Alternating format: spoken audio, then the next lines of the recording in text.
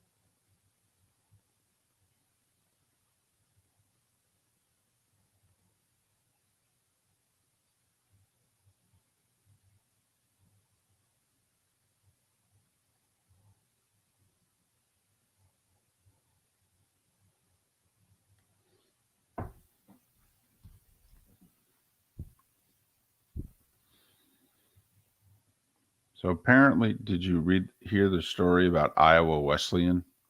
I did That not. it's a college that closed up shop this month, or I guess technically last month. Done. That's it. No more. No more college? No more college. The college is no more. Kind of like Milton College, where Dave Craig went to, and they shut down Milton College. Like, I think before his NFL career was over. He's like, his alma mater didn't exist. So Iowa Wesleyan is the school that Hal Mumme and Mike Leach joined forces at, created the air raid. And now the college no longer exists.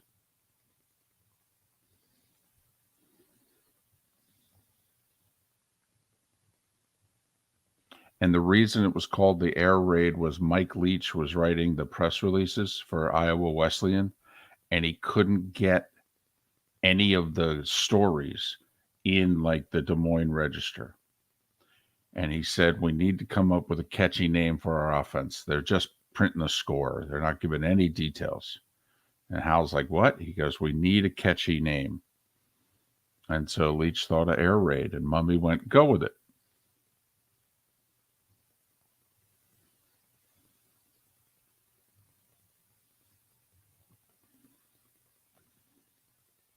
Ten seconds.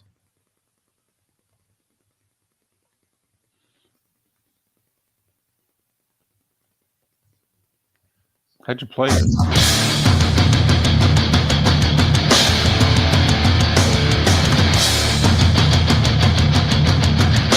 You are listening to Miller and Moulton, exclusively on the Florida Sports Network. And now here's Mark Miller and David Moulton. Top of the morning to you. It's June. Man, this year's flying by.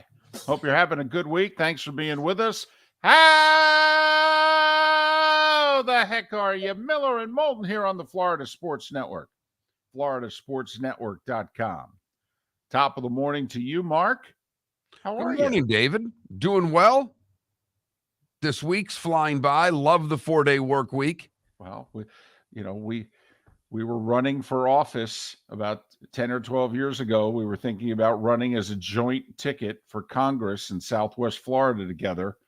And there were like 3 or 4 things that we were campaigning on. And, well, the rest of the country has come around on just about every one of the things we were going to campaign on, except the 4-day work week. That's about all we're left with, you know. And I'm more of a proponent of Mondays off than Fridays off. You know, that's a key decision right there. If you were going to work the 4, 9, or 10-hour days, you doing Monday through Thursday? You doing Tuesday through Friday? I'm doing Tuesday through Friday. Okay. I'm doing Tuesday through Friday because, let's be honest, we don't work that hard on Fridays. Friday's a very low production day when it comes to the work week. In fact, most of you right now are figuring out how to blow off your Thursday afternoons so you can start your weekend a little early. So basically, you're doing Tuesday through Friday because then you've made it a 3 1/4, 3 1/3. How Two and long a would half. how long would your work week be, in your mind? That's pretty good. I hadn't thought of it that way, to be honest with you. See, I was going to do Monday through Thursday. I That was get it. going to, and by the way, we could start doing that with this show if you want. I mean, maybe we could try that. I mean, the boss isn't paying attention. I mean, honestly, what couldn't we do on this show? It's a dadgum good point. I mean, unless one of the affiliates reached out and said, "Hey, have you noticed Miller's taking Monday off and Moulton's taking Friday off?" I mean, all he cares about is that the spots run. I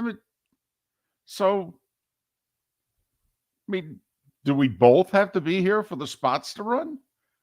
Not necessarily. Maybe we try that during the summer coming up. We'll just do 4-day weeks. We'll do 5 shows a week, but we'll just do 4-day weeks. I think we should do it until somebody notices. They wouldn't notice. I know, it'd be really alarming. It's the main reason I don't want to do this, because they would never notice. Paul in the Twitch chat room says he would take Wednesdays off. He would, do the Chuck Woolery 2 and 2. He'd break it that way. Well, and I think that's part of this. My wife actually works somewhere where most everybody has a 4-day week. At least, she's a veterinarian. The doctors work 4 days. So they all have different days that they get off. My wife's Fridays, others, Tuesdays, Wednesdays. There's something to be said for the 2 days on, 1 day off, 2 days on, 2 days off. I mean, that would not be all bad. See, I want to be able to, be done on Thursday. And to me, it'd feel like 3.5 days off, Friday, Saturday, Sunday. But still, see, you can go out Thursday. If you got Friday off, you can go out Thursday. And, Mark, I'm such a big partier. At my age, my social circle, I mean, huge.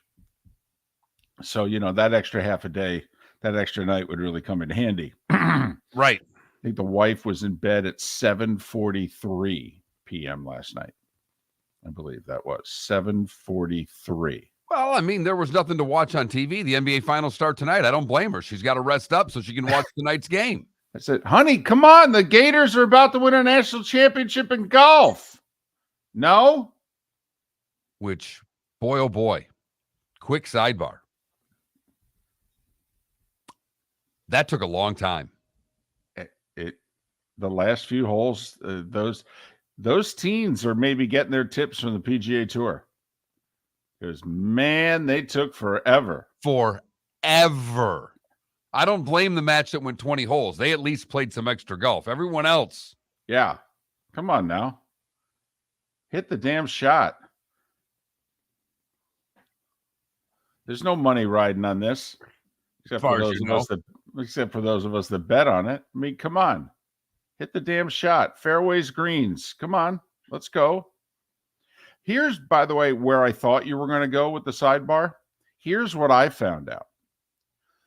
When your football program is struggling and your men's basketball program is underachieving, I have noticed in the last 2+ years that the Gator fans that I know are talking more about the secondary sports than ever before. That the first 10, 12, 15 years I knew them, if I had brought up to them that the baseball team's number 2 in the country, if I had brought up to them that the gymnastics team was sensational and they finished runner-up and they had a gymnast who's the best in the country, things like that. If I had brought up that, hey, did you see just the 3rd men's golfer to ever win the national championship for Florida, and then the team won the national title, something they haven't done in a while, they would have looked at me like, what the heck are you talking about? Who cares? Now, Mark, this is all very important. Because there's nothing else. Yeah, their main team suck. Right. Right. Yeah. Back-to-back 6 and 7 seasons, not even qualifying for the NIT. I mean, we got issues. When you're fired up about a guard that transferred from Iona. Right. Yeah. No. I'm with you. Hey, we did really good in the portal in basketball this year. Right. Right. I think Billy Napier by 2025 is going to turn the corner. Oh, okay. Yeah, go Gators. Yeah.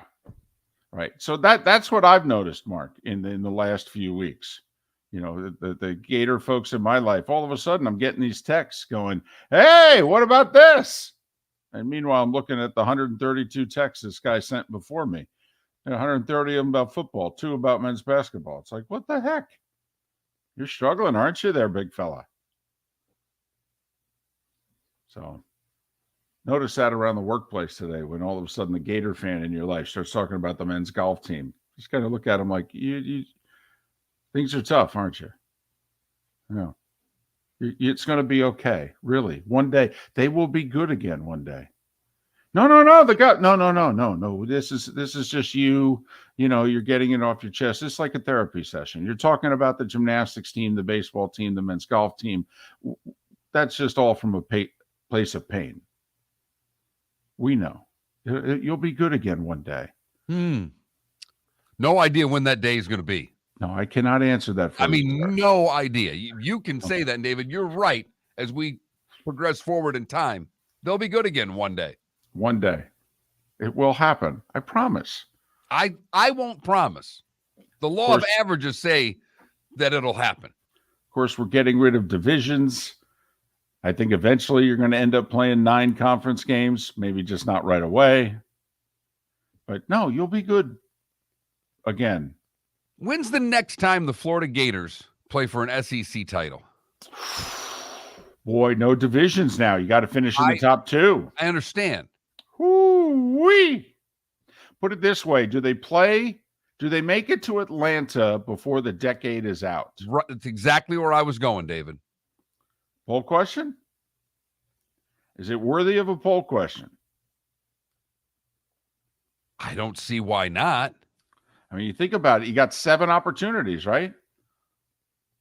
23, 4, 5, 6, 7, 8, and 9. You got 7 opportunities. I mean, will they make it to the SEC championship game before this decade expires? Yay or nay? My vote's on nay. That whole division thing really hurts. Badly. Really hurts.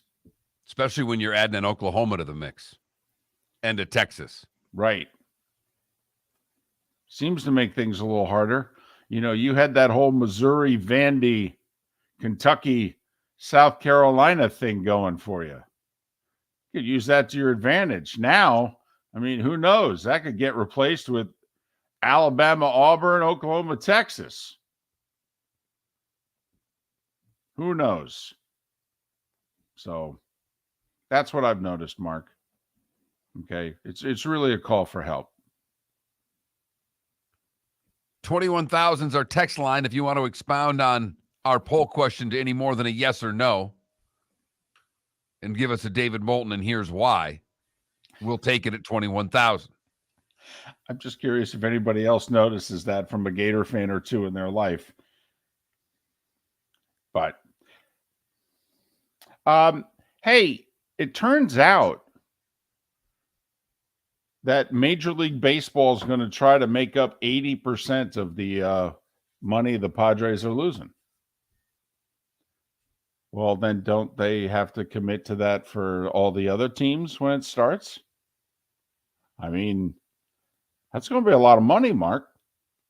I know every deal's different, but Major League Baseball just basically said last night that the Padres will get 48 of their 60 million. I think they've already gotten the $112 million payment. And I guess Major League Baseball is going to dig deep and write them a check for $36 million. Okay. There's a lot more coming down the pike, guys. Hope that accounts flush. Yeah. Call Steve Cohen there with the Mets. Steve, I need more money. Well, I'm already paying $100 million in the tax. No. I don't know what to tell you. The Diamondbacks broadcasts are going under. I need more money. What? Which is exactly what David Sampson predicted would happen, is that the league would step in and help with these payments this year. Yeah. Beyond that, Mm-hmm. that's a question. So I found that interesting last night. Turns out that Big Brother to the rescue to some degree. Could be a lot of rescues, though, before summer's done. Yeah, there's going to be an armada of rescue boats to fix this problem. There is no doubt.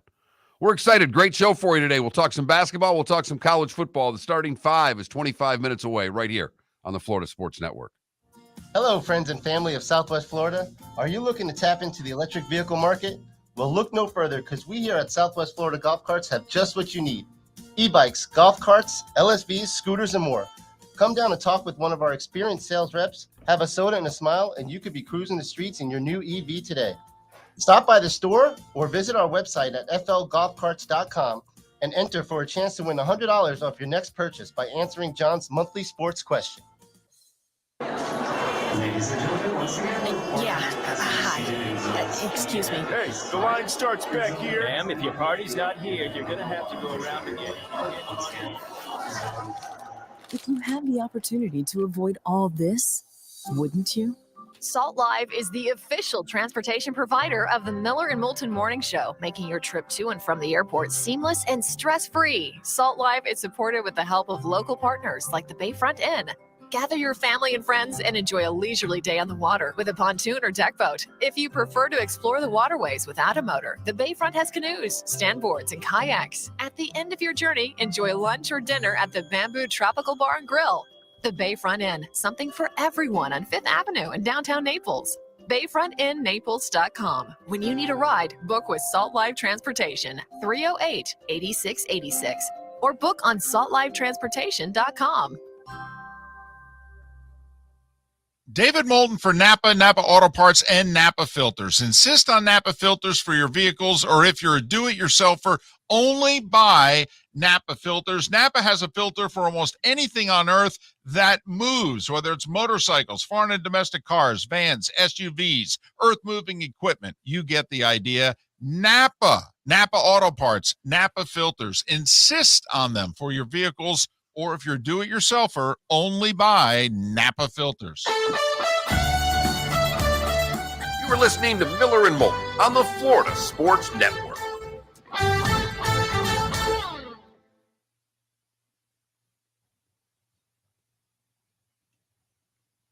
How am I wording this poll question again? Will the Florida Gators play for a football, for the SEC football championship?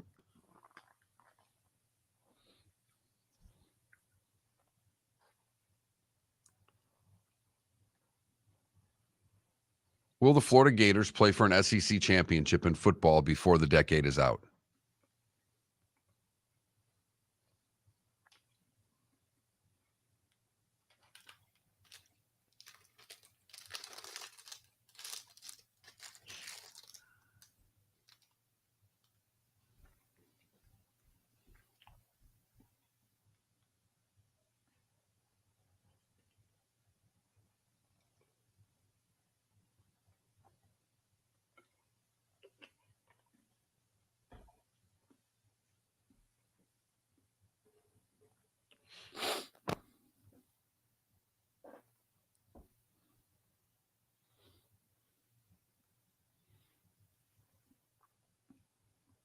Felipe wearing Jimmy Butler stuff. 0506 Miami Heat shirt.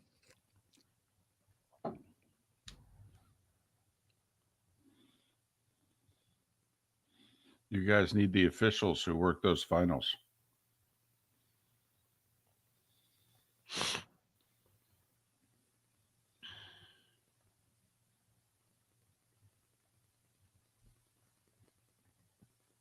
What do you mean? It's one of those. I mean, Dallas had it and began to blow it, and then you guys took it from them. Oh, But 06, yeah. But the middle 3 games of that series were in Miami, and basically, if Dwayne Wade got the ball, it was a foul. Right. Mark Cuban tried to but I mean, in NBA circles, they talk about it. I mean, it wasn't quite as bad as Lakers Sacramento in 2000 or 01, whenever it was, but it's still talked about. Steve Javi on ESPN every broadcast.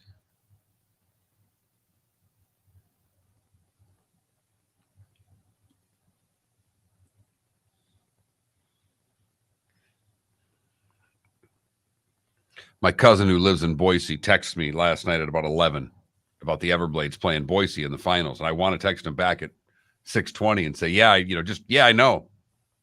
I'm aware. Sent me a text at 11. How about I send you one at 3?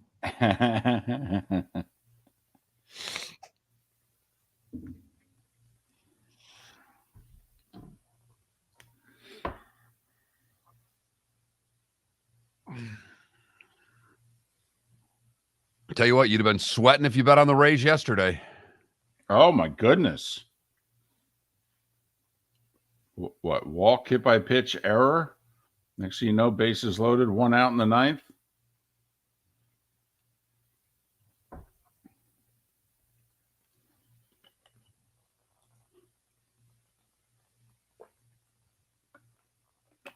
Guy struck out on ball 4, too.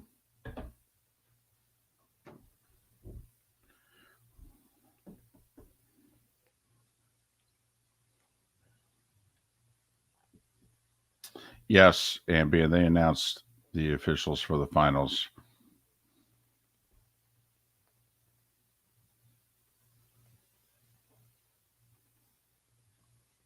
Paul, I can't quite understand. See that the former FGCU baseball player was inducted into the ACE? ACE, son.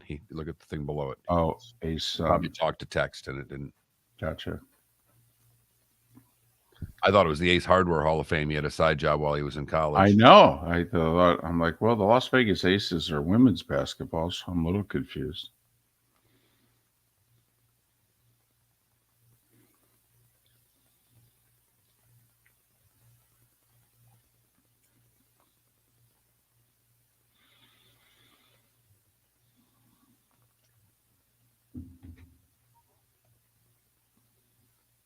Here we go.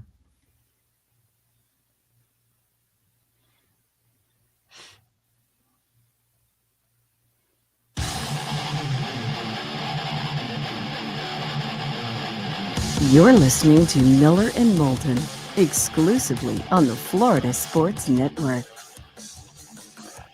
21 minutes past the hour. Miller and Moulton, Florida Sports Network, floridasportsnetwork.com. The starting 5 in a little more than 15 minutes. Well, Mark, here we go again. The Heat have no shot. No shot. It's just a matter of Nuggets in 4, 5, maybe 6. No shot at all. 9-point underdogs tonight. Can't win this series. Jokic is unstoppable. They don't match up. This baby's over. Then the altitude. Don't remember the altitude, David. How can we forget about the altitude? Good thing the Heat got there early. Maybe they'll be adjusted by halftime tonight. Maybe it helps them cover. But no shot, Mark. None. Nuggets unbeaten at home. 8-0. Of course, people overlooking the fact that not only have the Heat won 6 road games, they've started on the road all 3 previous series. Mark, how have they done in game 1s in Milwaukee, New York, and Boston? Really well. Well, what do you mean by really well? They haven't lost a game 1 yet. Huh? How about that? How about that? So something's got to give tonight, right, Mark? Something definitely has to give. It's where the rub meets the road, or whatever cliche you want to go with there. So the Heat, who don't lose game 1 on the road, and the Nuggets, who don't lose at home. Nuggets haven't played in a month and a half, it seems. No shot. None. Zips. They don't match up. Well, when they only had a 3% chance against the Celtics, I thought the graphic on ESPN gave me either an 8 or a 12% chance in this series. Oh, hell. I mean, that's anywhere between 2 and 4 times greater than it was against the Celtics. So, no chance, you say? Please, 8 to 12% chance of winning. That's damn near back up the truck territory. We are slowly building the nest egg back up. I say egg loosely. We've gone from 6 shekels to about 23 shekels. Yeah, we now have enough money where we could buy a dozen eggs. We do. Maybe some cheese to throw in with them. I don't know. You know how much I like cheese. But so your gut feeling, how much of a shot you give the Heat in this series? More, less, the same than you gave them against the Celtics?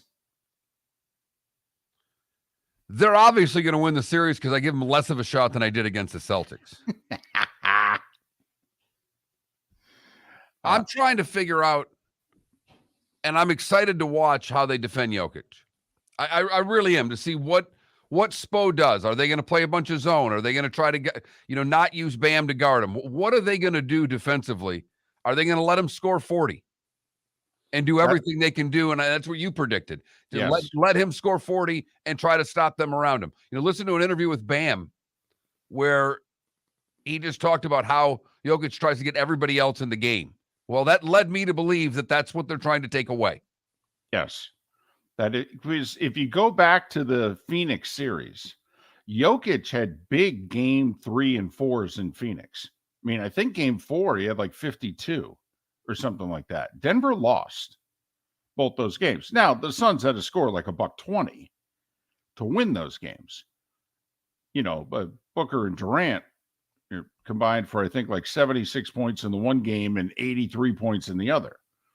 But, Jokic had monster numbers. Denver lost both those games.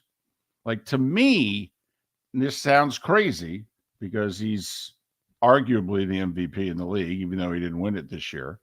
And we keep talking about who's going to win the Conn Smythe. I mean, right now, the favorite for, finals MVP would be Jokic.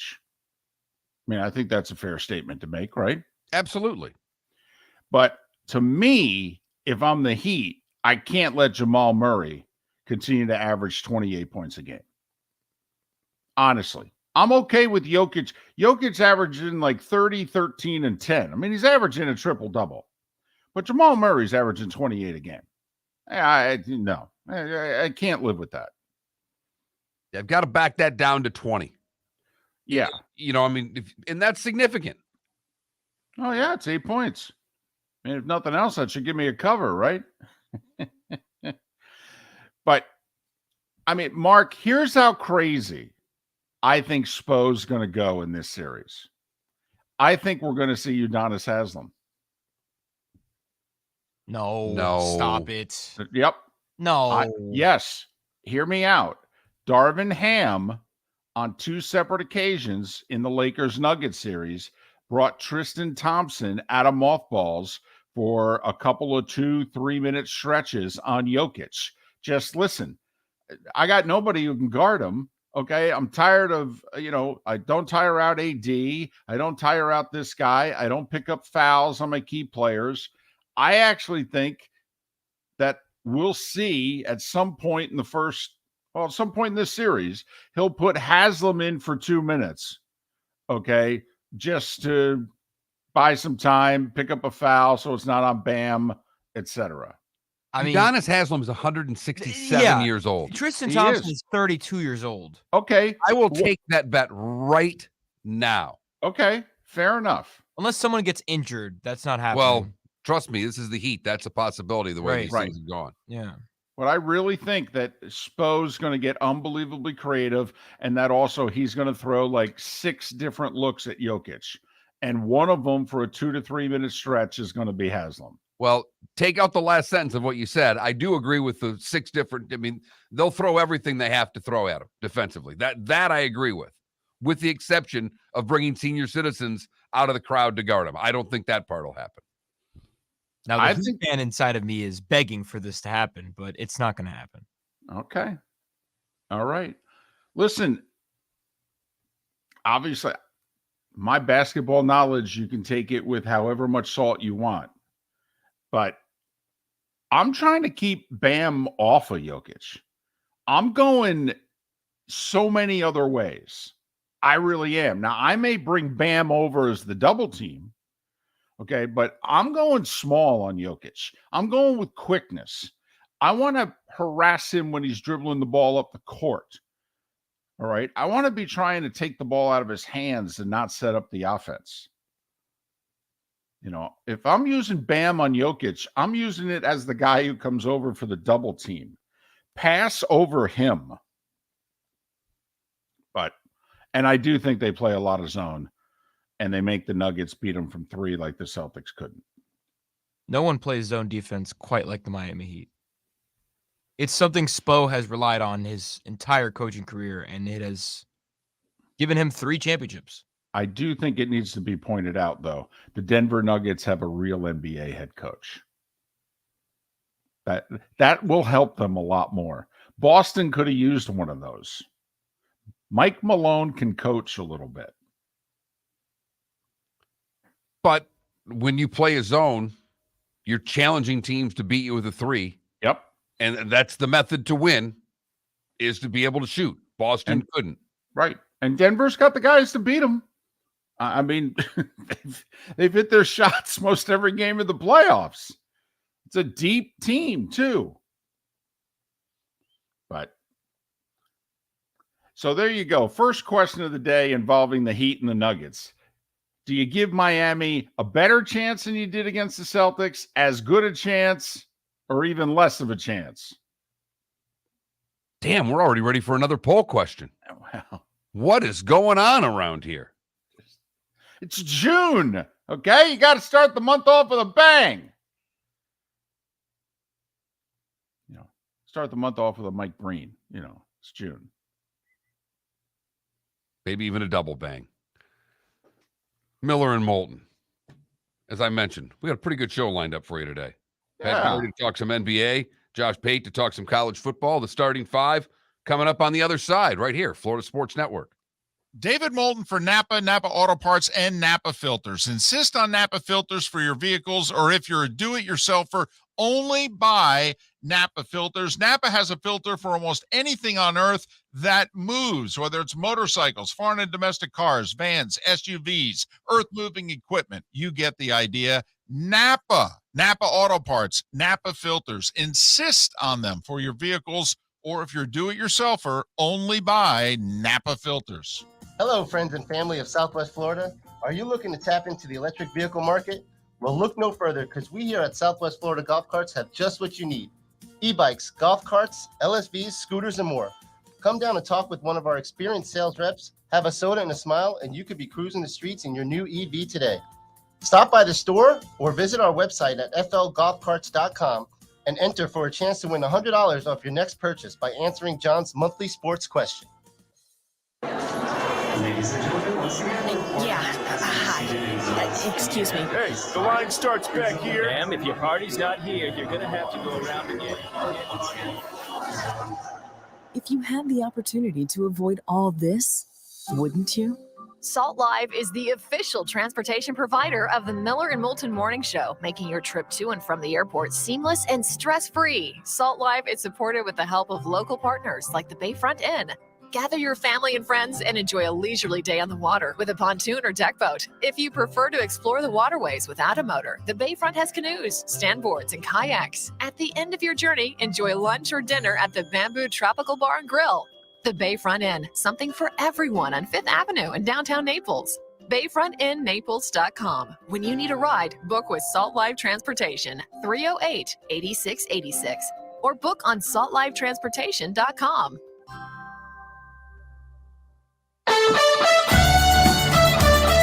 You were listening to Miller and Moulton on the Florida Sports Network.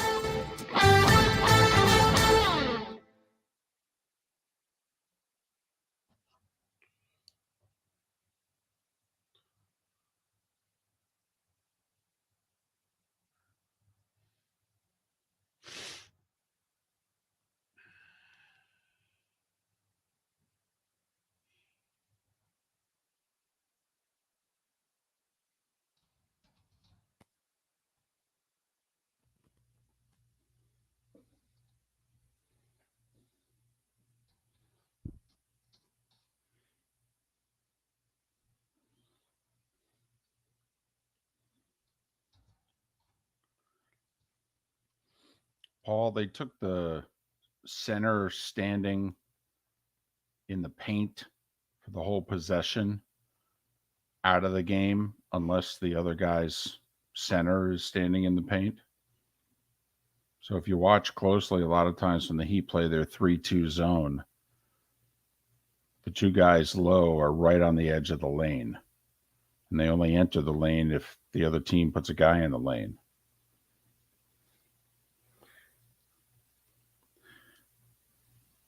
Hey, Felipe? Oh.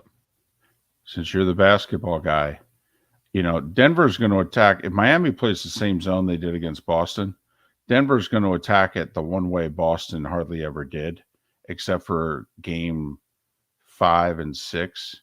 And I don't know why they didn't do it in game 7 when Tatum got hurt.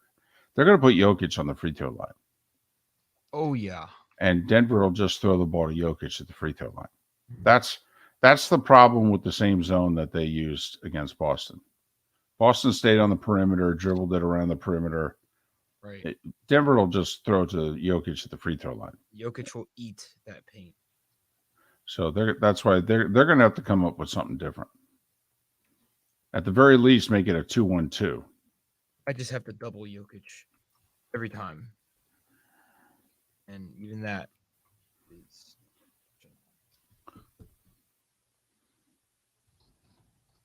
Problem if you do that is you allow all the other guys to they move the ball.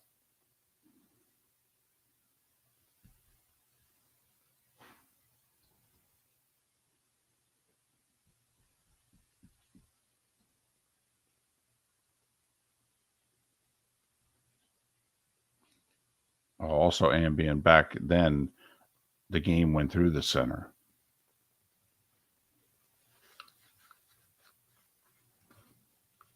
It's kind of like when the NFL, you know, the game went through the tailback.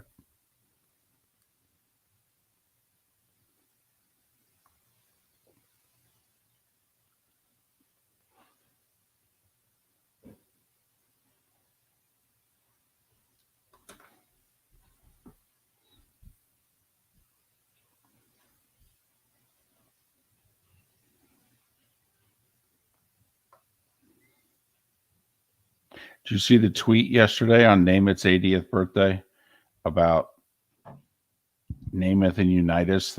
They only played against each other twice. And the second and last time they started against one another was in 72. Namath 15 of 28 for 496 yards. Pretty good average. It's over 33 yards of completion, 6 touchdowns. Unitas threw for 376 and 2 touchdowns. This was 50 years ago. These guys threw for 872 yards and 8 touchdowns.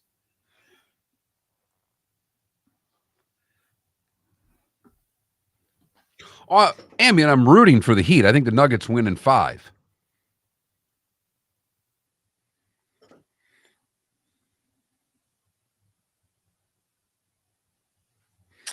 You know, ambient deep down, though, while I love Jimmy Butler and the Heat story, you know I'm big on everybody deserves a parade.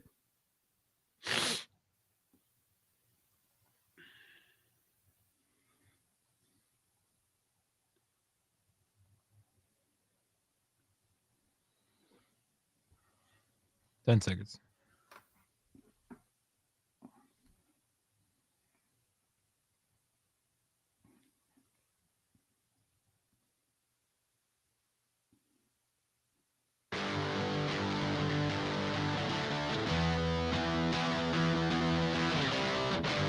You're listening to Miller and Moulton, only on the Florida Sports Network.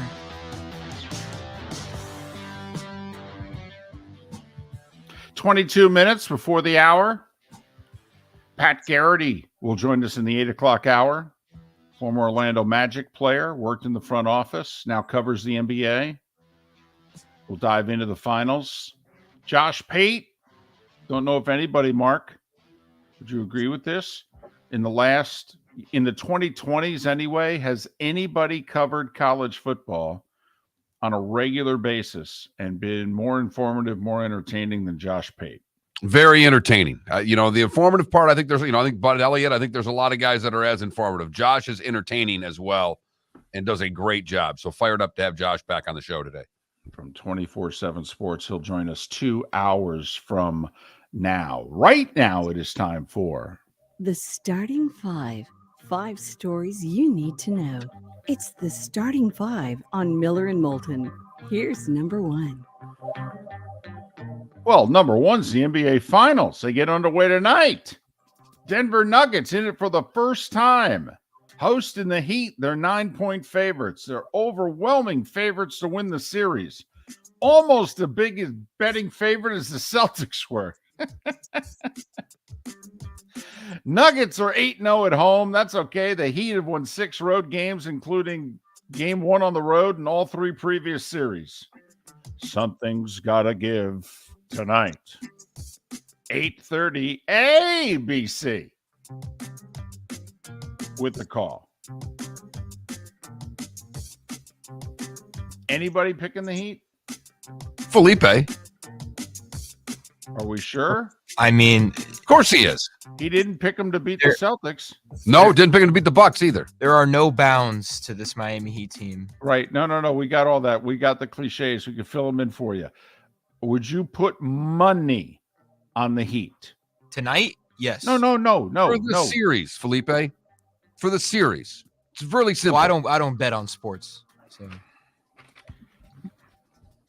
One of these days, you're going to learn how to go with the program. Probably not. One other NBA note. Did you see the contract that Monty Williams signed? Unbelievable. To be the new head coach of the Detroit Pistons. And the back 3 years when he's fired and he's still getting paid all that money will be incredible. Well, I think that's why he and his agent negotiated this deal. They're like, listen, all right, there's no sense me signing some 4-year deal because it'll take 3 years maybe just to get us in the playoffs. So if you want me, you're going to have to pay me. He's making $13 million a year to be the head coach of the Detroit Pistons for 6 years.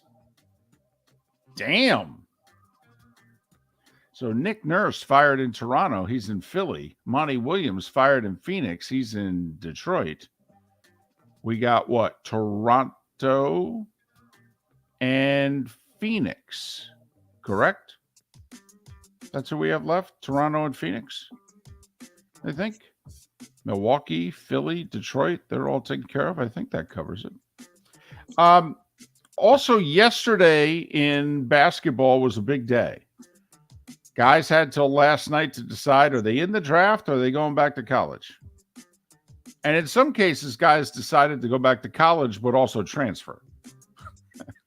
They're like, no, I'm going back to college, not going back to where I was. But, I'll go back. But Mark, the player of the year there, the big guy from Purdue is coming back. Yes, he is. I was surprised to see that. Zach Edey. Also, one of the stars for UConn, Andre Jackson Jr., he's coming back. All the guys for FAU. And there were like 2 or 3 of them who kicked the tires and all that and sought input from the NBA teams. Yeah, they all returned to the Owls. Every single one of them. They're going to be preseason top 10. Now, we'll see if they can live up to it. But I'm telling you, FAU will be preseason top 10. I mean, you go to the Final Four, bring everybody back. You're preseason top 10. Little wager? Yeah, the same. Whenever we bet on Udonis Haslem playing in the series, I'll bet on There we go. the top 10 team. Top 15, top 20, sure. Top 10? I think they'll be You're, preseason. you're asking voters to pay attention. But also, as we saw last year, voters can be really wrong. Remember, hey, North Carolina preseason number 1. My point exactly. Right. But that's why the FAU will be preseason top 10. Baseball, the Rays avoided the sweep in Chicago, scored 2 in the 7th, 2 in the 8th, got a pair of homers from Lau and Siri, and then held off the Cubs in the 9th, who loaded the bases with 1 out. Rays got out of it and won 4-3. And it turned out to be a good day for the Rays because the Orioles lost to Cleveland 12-8. Josh Naylor with a homer and 6 RBIs. And the Yankees only had 3 hits and lost in Seattle 1-0 in 10. Oh, yeah, the Red Sox lost to the Reds 5-4 with Cincy scoring 3 in the 7th. And Toronto lost 4-2 at home to Milwaukee. So the whole AL East lost except for the Rays. That's a good day. By the way, the Marlins, how about that rally last night? 2 in the 9th off Josh Hader. Man, things are going bad for the Padres. Marlins 2-1 over San Diego. Miami tied for second with the Mets at 29-27 on the season. Tied for the final playoff spot. How about that? All right, guess the attendance in Oakland. I purposely now, when looking at the box scores in the morning, will not look at a home Oakland box score just for that reason, because I can't not scroll down to the bottom. So I look at the score and I wait for you to, if there's any details from the game, I wait for you to give them to me. Okay. Well, first off, the Braves avoided the sweep, which we bet heavily on yesterday. 4-2. They beat the A's. It was a 12:30 start. These are the weekday games in which Oakland draws their best crowds. The Wednesday or Thursday getaway 12:30 game, local time. So they drew 5,000 on Tuesday night. What do you think's a fair over under? 6,500? I would go over that. My guess was going to be 7,200. Okay. Under 64.29. And we thank you. They drew just under 16,000 for the 3-game series against Atlanta. Yeah. Also, did anybody see the video that got released by a A's beat writer yesterday? A fan. This is 20 minutes before the game. They're watering the dirt in the infield. You know, they're putting the lines by the batter's box. A fan jumps out of the stands down the third base line, runs to the infield, to second, touches second, runs to first, touches first, runs home, jumps on home plate, then runs down the third base line, jumps on third base, no security, no nothing, runs to the crowd, puts his arms up in the air, climbs back in the stands, sits down, watches the game. That's how much this team has gone. Even security's like, whatever. Let them do whatever they want. They're losing their team. Mets beat the Phillies 4-1. Mark Canha with a homer and 4 RBIs for the Mets. Phillies are scuffling again. Almost the exact same record this time last year. Remember, they went to the World Series last year. Nats hit 5 homers. Mark beat the Dodgers 10-6. And my Diamondbacks won their 4th straight. Shut out Colorado 6-0. They're a half game back, baby. Boy, you know, if they ever had a half season. I mean, split the season in half and award playoffs. Boy, that'd be really neat. If I could reach through this StreamYard right now and stab you in the neck, I would. Pirates 9-4 over the Giants. Brian Reynolds with 3 RBIs. Pittsburgh's above 500. How about that? Pirates above 500 at the start of June. How about that? I'm going a little crazy on that. That's 3 of them already. Ohtani hit 2 homers. We know. Including the longest home run of his career, nearly 500 feet. Trout threw in a homer as well. Angels beat the White Sox 12-5. Trout's home run nearly left the building as well. When they hit 2 gargantuan home runs. Angels are above 500. They're trying to keep these guys. They're just entertaining enough. They'd really need that half season, though. Anyway, Tigers 3-2 over the Rangers, and the Twins got 7 scoreless innings from rookie Louis Garland in an 8-2 win over the Astros. College football, SEC ADs will meet with the SEC presidents today. Ultimately, it's the presidents who make the determination. Some presidents make up their own minds. Some presidents just do what the AD tells them to do. That's after the head coach tells the AD what to do. Texas, by the way, came out yesterday and said, I know we don't have a vote, but we want 9. Sankey was asked about it, and he was like, that's an interesting way of them getting their point across. Thought he'd have given him a vote. Not until next July. I know. But he needs all the 9 votes he can get right now. That's the only point that I'm making. By the way, apparently it's just majority rule.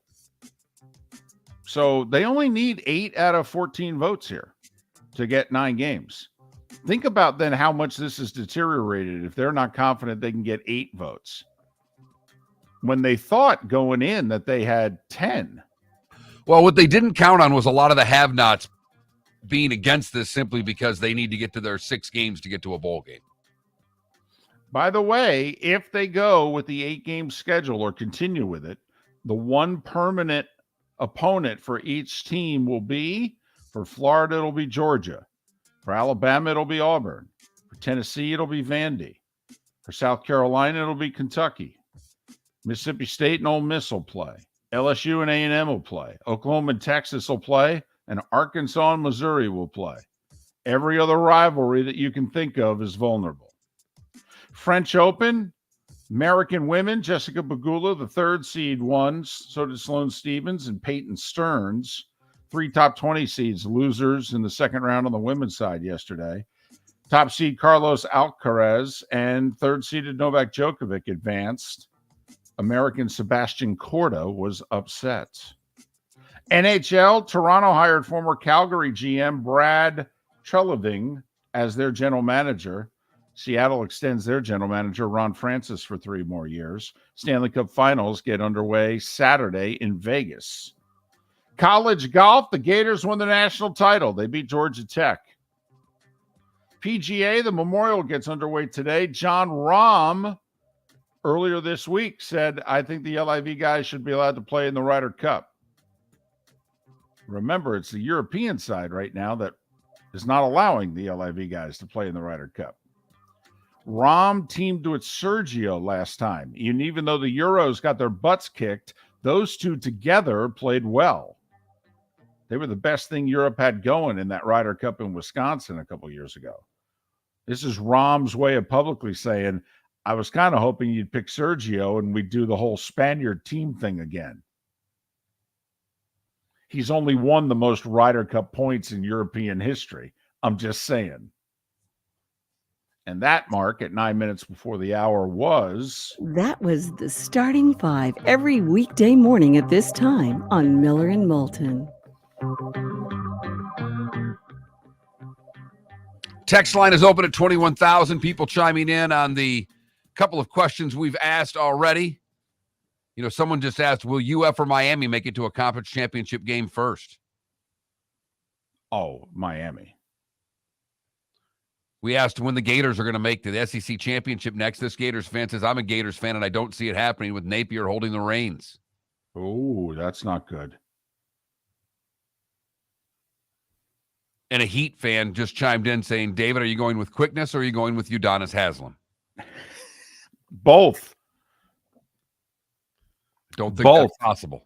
No, well, no. But then again, you got to remember, Jokic is the only guy speed-wise that Haslem has a chance of keeping up with. He's a coach. He's not a player. He's like a workout partner. That's about it. But a poll question is up. Will the Gators play for a SEC championship before the decade is out? Jed on Twitter, snap back at both of us. Y'all act like Florida wasn't in a nail-biter against Bama 3 years ago. No. We're well aware of it. Hell, I was at the game. Worked it and everything. A lot's happened since then, you got to admit. And, Jed, the thing I would say to you is with divisions going away, do you think that helps or hurts the Gators' chances? We can answer that for you, Jed. It hurts. A lot.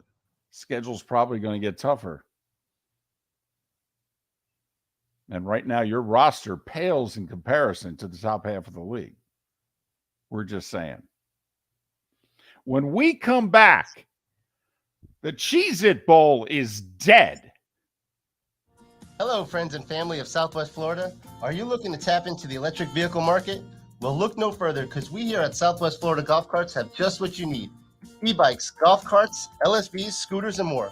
Come down and talk with one of our experienced sales reps, have a soda and a smile, and you could be cruising the streets in your new EV today. Stop by the store or visit our website at flgolfcarts.com and enter for a chance to win $100 off your next purchase by answering John's monthly sports question.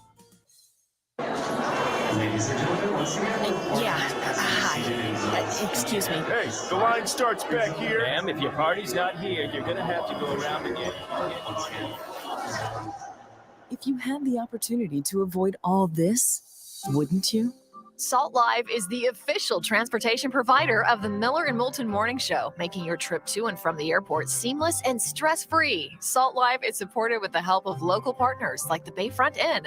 Gather your family and friends and enjoy a leisurely day on the water with a pontoon or deck boat. If you prefer to explore the waterways without a motor, the Bayfront has canoes, standboards, and kayaks. At the end of your journey, enjoy lunch or dinner at the Bamboo Tropical Bar and Grill. The Bayfront Inn, something for everyone on 5th Avenue in downtown Naples. BayfrontInNaples.com. When you need a ride, book with Salt Live Transportation, 308-8686, or book on saltlivetransportation.com.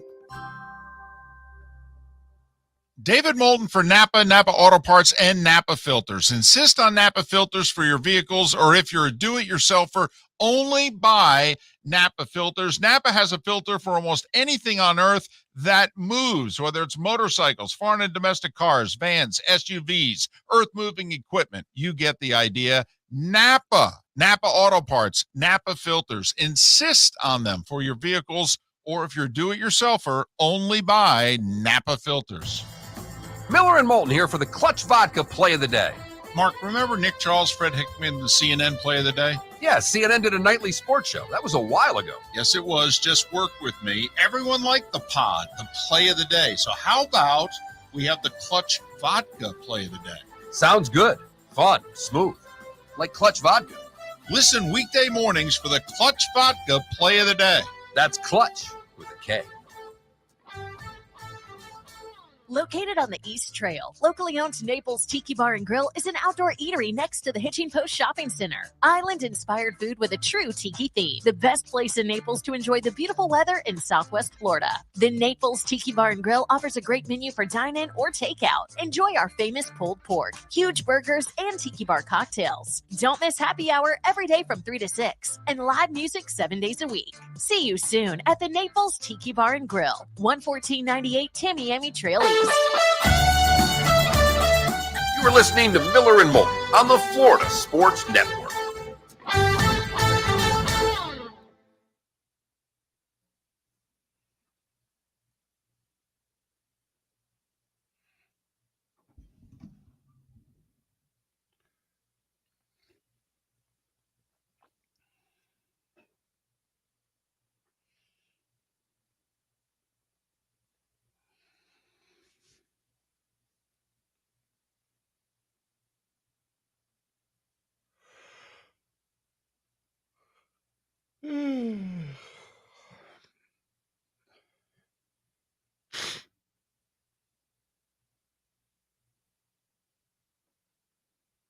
Hey, Felipe.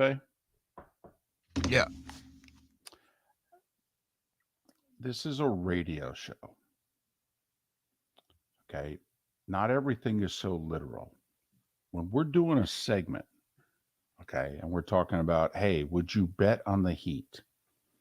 If you feel it's important to say, I don't bet, that's fine. But you have to say, well, guys, you know I don't bet.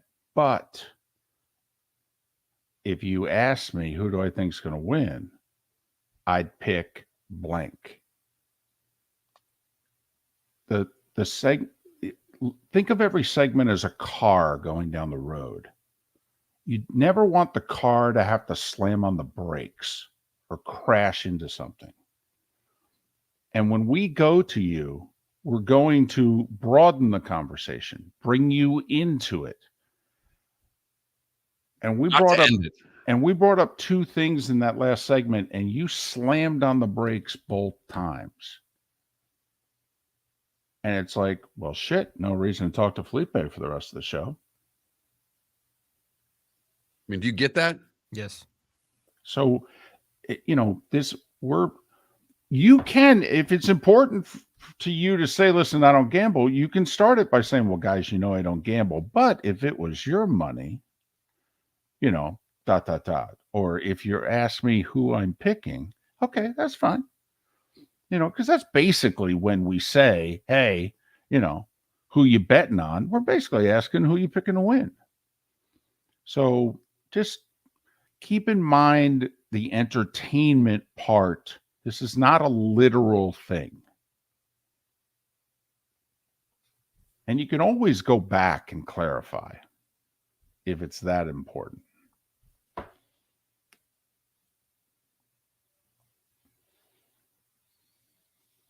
So for the record, I don't gamble, but I would bet my money on the Heat because of the odds.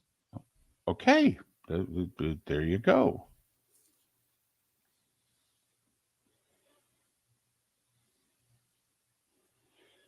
So basically we were asking you because you thought Milwaukee would win, as did the two of us.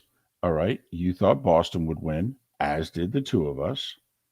Okay. Some of us thought the series would go shorter than others, but we've all picked, Milwaukee and Boston to beat the Heat.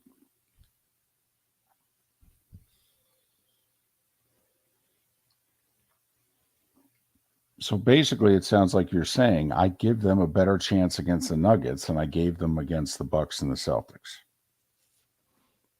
Okay, say that.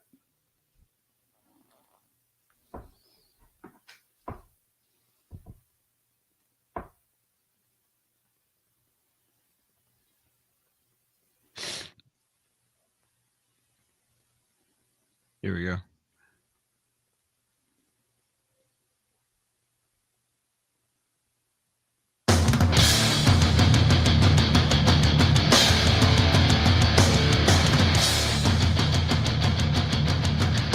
You are listening to Miller and Moulton, exclusively on the Florida Sports Network.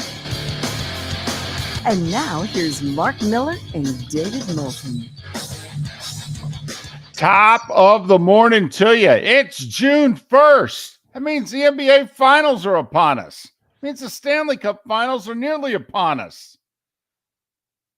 Top of the morning to you. How the heck are you? Miller and Moulton, Florida Sports Network, floridasportsnetwork.com. Because nothing says the start of summer quite like the Stanley Cup playoffs. Right, in Vegas and South Florida. Hello. We went to break. We'll get back to the NBA Finals and whether or not, let's be honest, none of you picked the Heat to beat Milwaukee or Boston. I mean, some of you picked them to beat the Knicks. That was a toss-up series. But come on, they weren't beating Milwaukee. They weren't beating Boston. There are three of you who picked them to win either one of those series. But now that they're in the finals, maybe some of you are willing to pick them. So we'll get back to whether or not you give the Heat a snowball's chance because the odds against them in the finals are damn near what the odds were against them in the Eastern Conference Finals. Well, Marcus, we headed the break. I heard you. Yeah. You brought up a very popular and delicious snack. Tied it in with a bowl game and said the word dead. Dead. It died yesterday. The Cheez-It Bowl died. Now. Like someone threw a handful on the floor and just stomped on them. Right. And then they're not even going to clean them up. Just cheese crumbs everywhere. Yeah. What a mess. People keep stepping in it when they walk by, and the crumbs spread. Man, I love a Cheez-It. I do too. And by a Cheez-It, We I mean a mean box. right. I'm going to sit down and watch this segment of the sitcom. What do you need? Well, I need a box for the first segment. So it's a bowl game. I mean, the bowl game's not dying. Whew. I mean, come on now.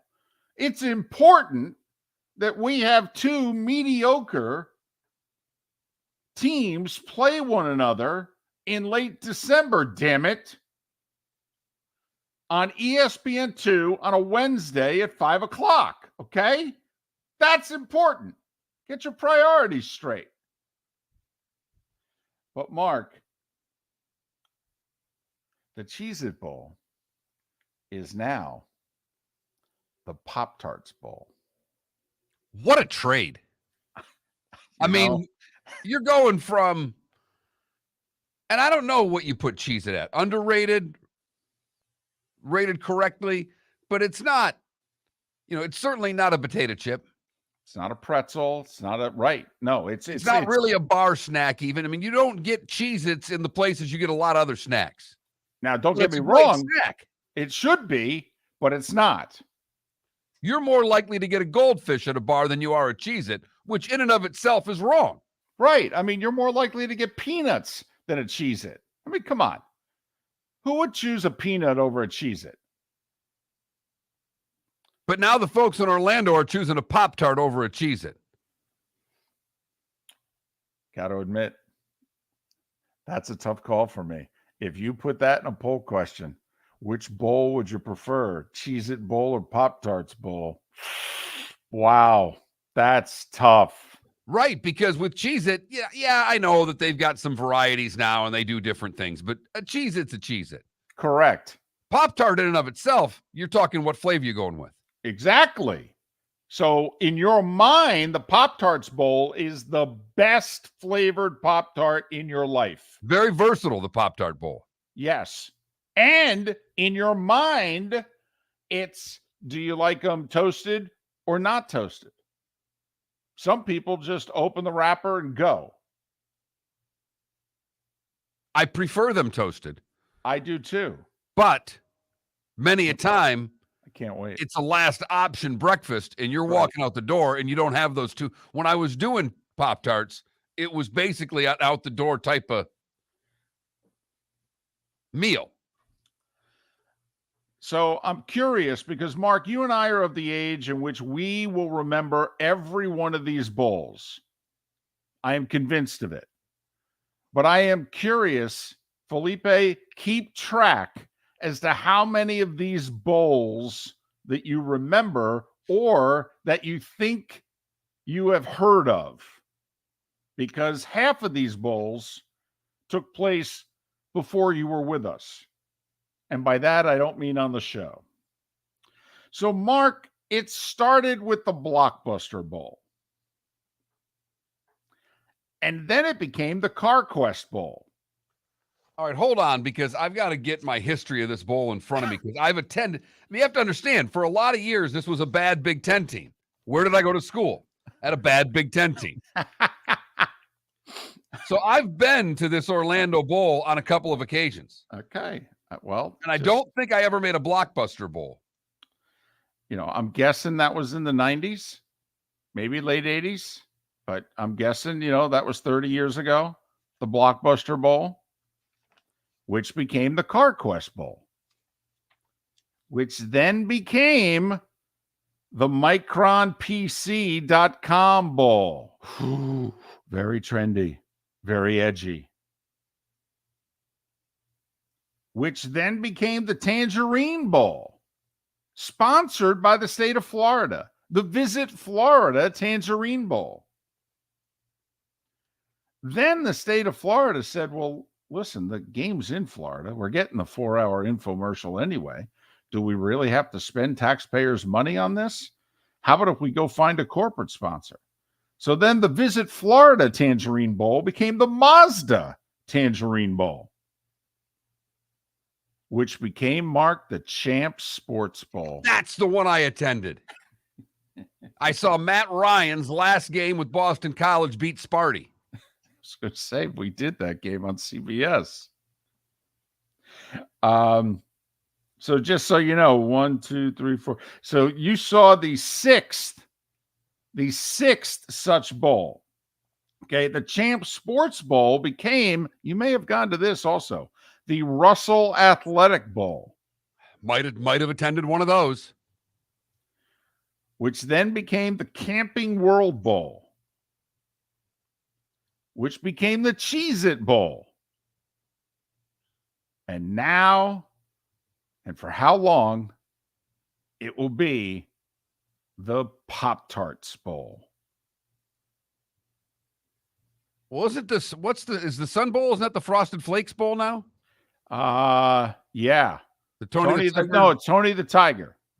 Well, yeah. It's Tony the Tiger's Frosted Flakes. I know, but it's not the Frosted Flakes Sun Bowl. It's the Tony the Tiger Sun Bowl for whatever reason. That's how they want to spend their money. Frosted Flakes or Pop-Tarts? Oh, Pop-Tarts. Really? Yeah. That quickly? Yeah. Oh, yeah. Oh, the brown sugar cinnamon Pop-Tart.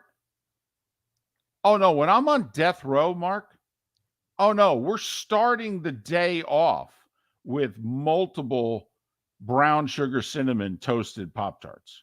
Absolutely. Absolutely. Followed at lunch by, a number 2 or number 3 supersized, and then throw in a couple double cheeseburgers with it. And then the steak dinner, and then, just do what you got to do. Yeah. Absolutely. Frosted Flakes were the cereal of my youth. When I was having more Pop-Tarts, I was having Frosted Flakes. It would be a really tough decision for me. Do you want to hear something spectacularly funny when you think about it? If you've listened to us over the years, we've talked about growing up and what have you. Mark, when it came to food in my life, would you call how my mom fed me to be healthy? No. In fact, I would call it to be the complete opposite of healthy. Right. I would too. And she's a nurse. Absolutely. But listen, time was of the essence. And we needed to get carbs into you, and we had to keep moving.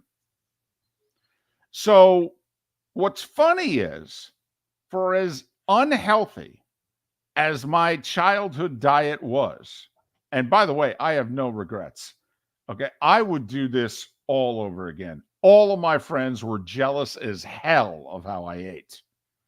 All right. But my mother would not have sugary cereal in the house. Well, I mean, when you're eating 5 of 7 meals at a fast food restaurant a week, I think at some point you've got to cut it off. Had to draw the line somewhere. You'll have cornflakes and like it, damn it. Plain Cheerios and Rice Krispies.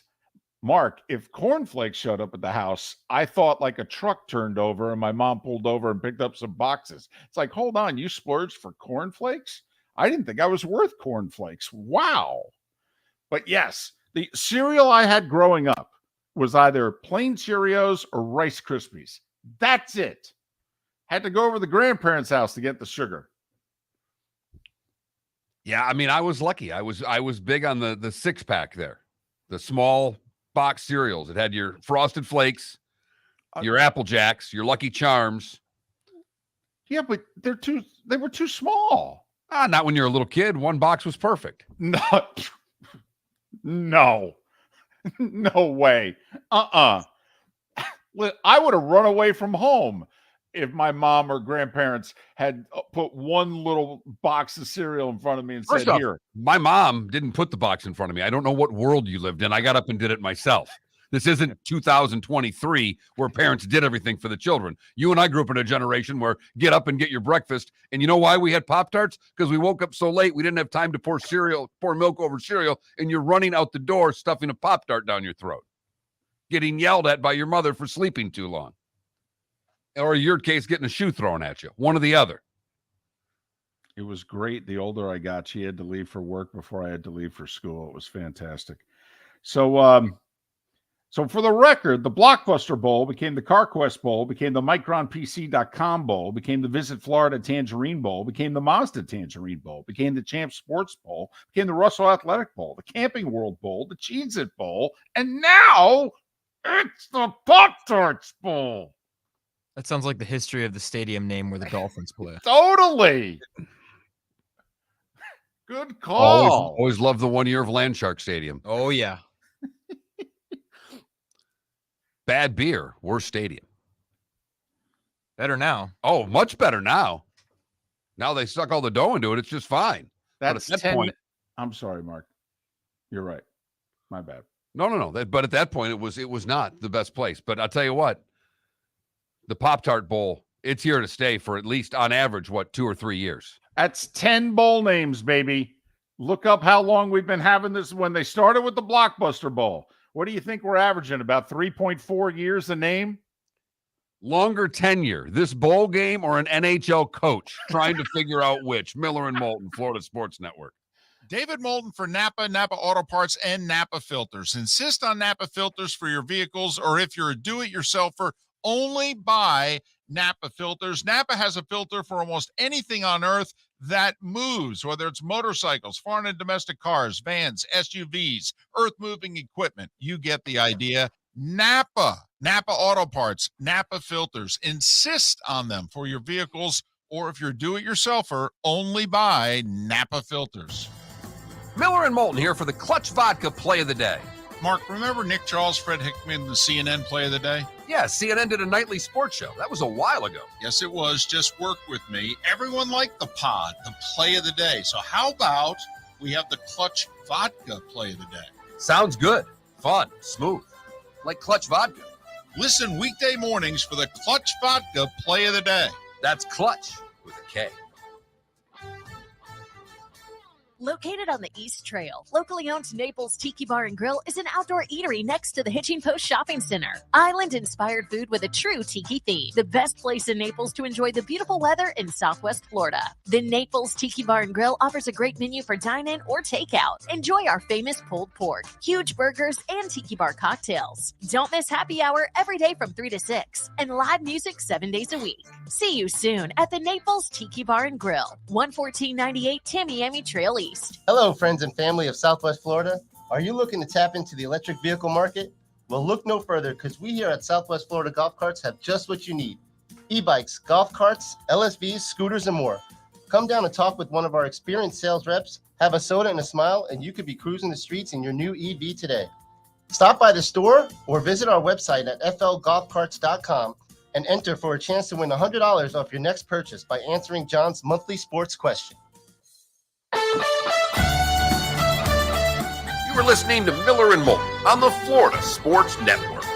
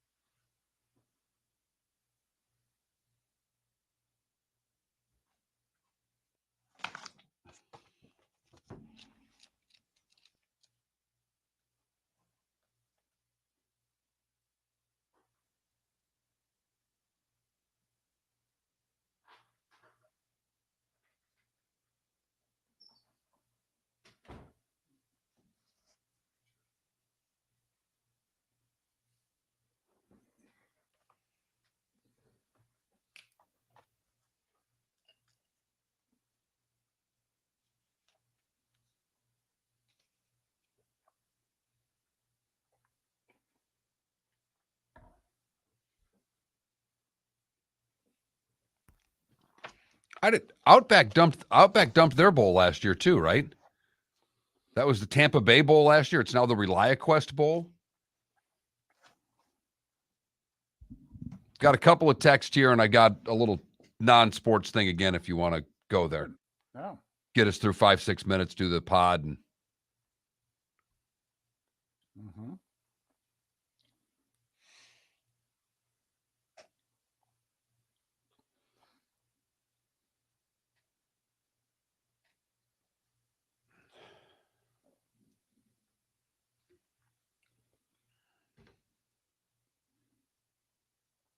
Wow, Count Chocula. Those cereals were horrible too. Count Chocula was so fantastic. The milk turned chocolate. I You drank know. all the milk when you were done. It was so good. I couldn't do a sugar cereal right now if my life depended. I mean, I loved Apple Jacks when I was a kid. That was one of my favorites.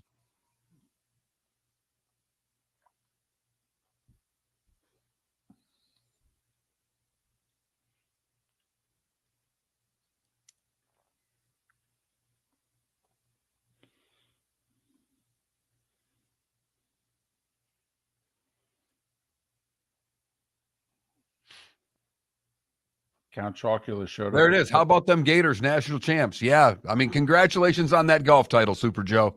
That and a quarter will get you a phone call. Congrats, buddy. Joe, if you're just joining us about an hour ago, we said, listen, I don't want to say things are tough for Gator fans, but lately they've been talking up not only their baseball team, but their gymnastics team and their golf team. By the way, I did not like Captain Chunch for whatever reason. Don't ask me why. Did not like it.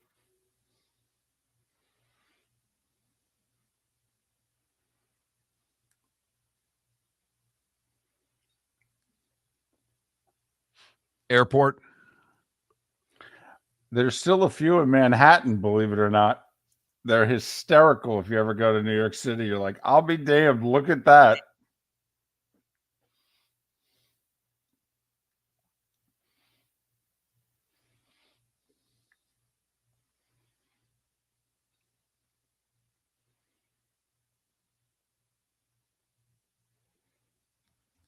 Here we go.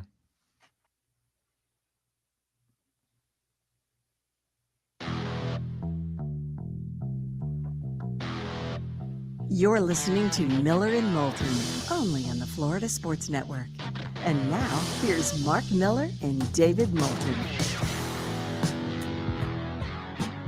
21 minutes past the hour. Miller and Moulton, Florida Sports Network, floridasportsnetwork.com. A little behind the curtain. One of the most difficult things for me, Mark's much better at it than I am. One of the most difficult things for me is to, a radio show audience will largely change, particularly in morning drive. I mean, every 12 to 15 minutes, people are on the go. They usually can get wherever they're going in 15 minutes, 30 tops, that sort of deal. And so you're supposed to keep repeating what it is you've said. Miller and Moulton, and particularly Moulton, we move on. We say it, it's like maybe 2 hours from now, I'll, mention it again. And so early in the show, we just happened to say, hey, I don't know if you've noticed, but Gator fans are having a tough time of it. I mean, the football team's not good, and the men's basketball team's underperforming. And so I don't know if you've noticed, but Gator fans in our life have been going, hey, how about that gymnastics team? How about that men's golf team? Don't forget about the baseball team now. Sure enough, Super Joe in our Twitch chat room during the commercial break. How about them Gators, national champs? Yep. No doubt. Congratulations. Yep. Way to You go, guys Joe. are tops in golf. Yep. Men's golf. Congratulations. Yep. David, some text that came in from that last segment. Take the cookies and cream Pop-Tart, put it in the freezer overnight, life-changing. Guys, and this is the first text this person's ever sent to the show. Guys, you need to try Cheez-Its in a bowl of chili. So not cheese in the chili. You want to go Cheez-Its. Right. Instead of in the the cheese and chili. crackers, they're just going right. They're throwing it all in one. Wow. Okay. This one says, I agree. Brown sugar and cinnamon is the GOAT Pop-Tart, but give me a bowl of Frosted Flakes with some cut-up strawberries any day. And finally, someone bringing fighting words to the show, at least as far as I'm concerned. What about the Duke's Mayo Bowl? Duke's Mayo is horrible. I'm a Hellman's man. Are you kidding me? Oh, Are you kidding me right now? Oh, no. Don't go there with Mark, please. The only worst thing you could say to Mark is to compliment Miracle Whip. Exactly. Duke's is the superior mayonnaise. That's all. He's a foodie, ladies and gentlemen. Just remember that. He's a foodie. Line in the sand comes with that. But, David, I have to ask you a question. Okay. You travel a lot, more than most individuals, hell, more than most families. You are, when football season starts, you are a jet-setting, air-flying superstar. But Air New Zealand, which I know you don't use, has instituted a new part of their check-in. Okay. Beginning, I guess now. June 1st, today? Starting today, if you are flying Air New Zealand, all right, you need to step onto the scale before you step onto the plane. They are weighing all passengers. Hold on a second. What are they, like prop planes? You know, 2 propellers? One big propeller on the front of the plane? What? Now, they say no one will see the numbers. They say we weigh everything that goes on the aircraft, from the cargo to the meals on board to the luggage and the hold. For customers, crews, cabin bags, we use average weights, which we will get done from this survey. They are not disclosing the weights. No one from the airline will see it. It goes right into the computer, supposedly. Well, but why? I mean, can the plane only hold so much weight? I mean, seriously, why are they doing this? Usually, I mean, we've all been on, I shouldn't say we all, but if you've been on a smaller plane, it is important that the weight is balanced. Like wherever they put the luggage, if it happens to be more on one side of the plane than the other, then they will say to the bigger people who are going to board that plane, you guys sit on the other side. Oh, okay. I get it. But this is Air New Zealand. Would you be okay jumping on the scale before jumping on a flight? Well, in theory, no. I'd make a scene and what have you. But I'd have to know what TSA is like in New Zealand. I really would. Because I have to admit, they've totally lost their sense of humor in the States. I mean, they really have. It's you know, they'll put you in cuffs and take you out just for sarcasm now. So even when you don't want to behave, you really have to behave nowadays. They've got the power. They can wield it. It's federal. It can cause you big problems. And remember, they put you on a no-fly list. I'm out of work. But Air New Zealand, I gotta do a scouting report. I gotta find, are they strict? Okay, you know, how far can I take my attitude? Well, I think the problem would come if there was someone there with some prizes and was asking, you know, to guess your weight before you got on him. If there's someone like from the fair going, oh, look at this guy. He looks like he's about 285. That might be a little bit of a problem. I can see where that would be. But if I've just got to jump on, so they're trying to get an average weight of the passengers on there, I would have no problem with it. I mean, I would want to know, what is this? Is this the crew in which this is like a game show to you guys? Are we spinning a wheel? You know, what are we doing here? But no, my first thing would be, and then, okay, I would say, well, I got to take my shoes off. I got to take my belt off. I got to empty my pockets. Oh, no. You want to weigh me? No. Might even have to take off a layer of clothing. At the doctor's office? Oh, yeah, I take everything off. Yeah, I don't take the belt off. Okay, but yeah, I empty the pockets. The wallet is 7 pounds in and of itself. My daughter's backpack this year, when she finally, because school's about out, weighed 17 pounds. She only weighs like 62 pounds. I know. and she's lugging that thing around. I mean, when I realized that her backpack weighed more than your wallet, I started to get a little bit nervous. Time now for our Clutch Vodka play of the day. I got a funny feeling I know where we're going. Felipe, what do you have for us? The Marlins hosting their first home game in a while against the Padres, down 1-0 in the bottom of the ninth. Gene Segura singles to left, brings in Yuli Gurriel, tie game. Nick Fortes. The count is 1-1. The Marlins can head home happy.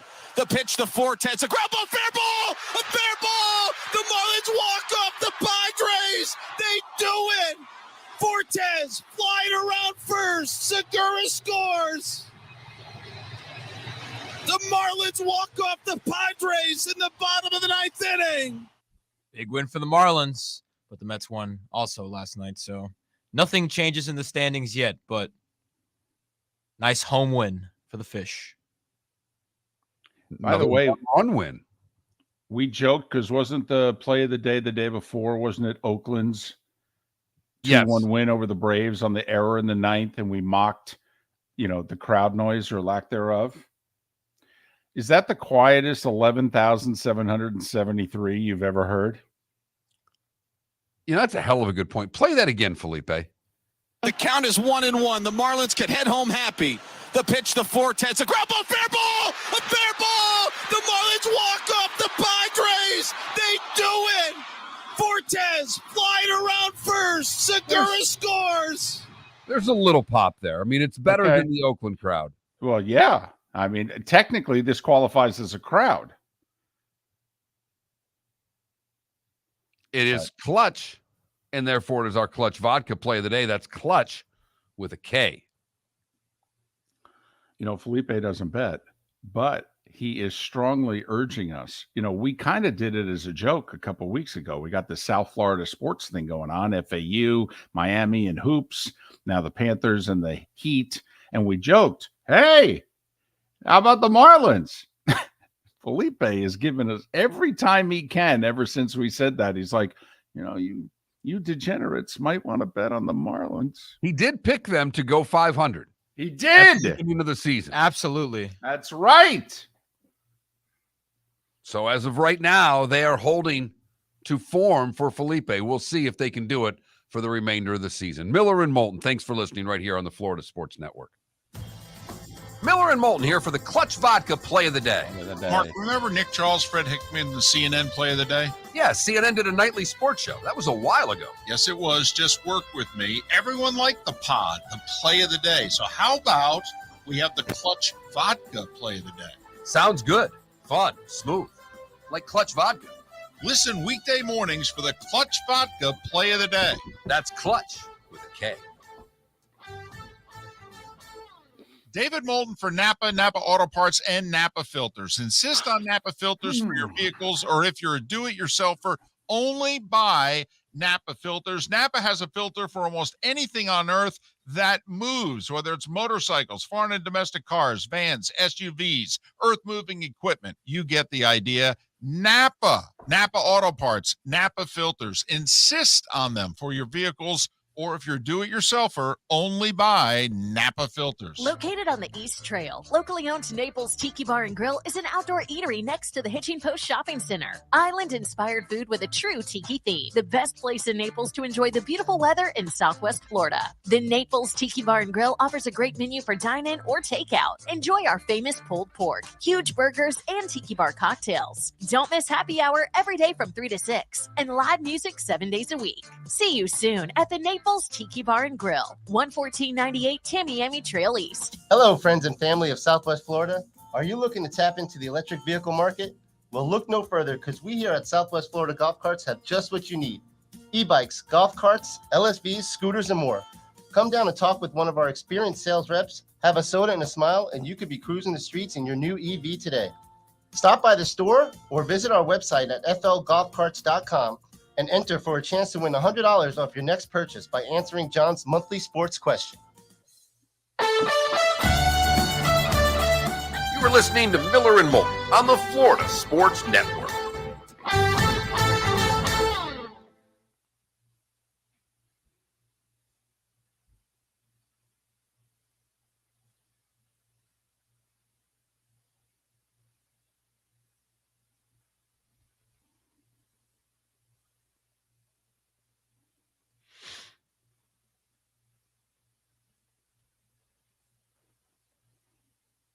David, is that airport story true? I don't remember it that way.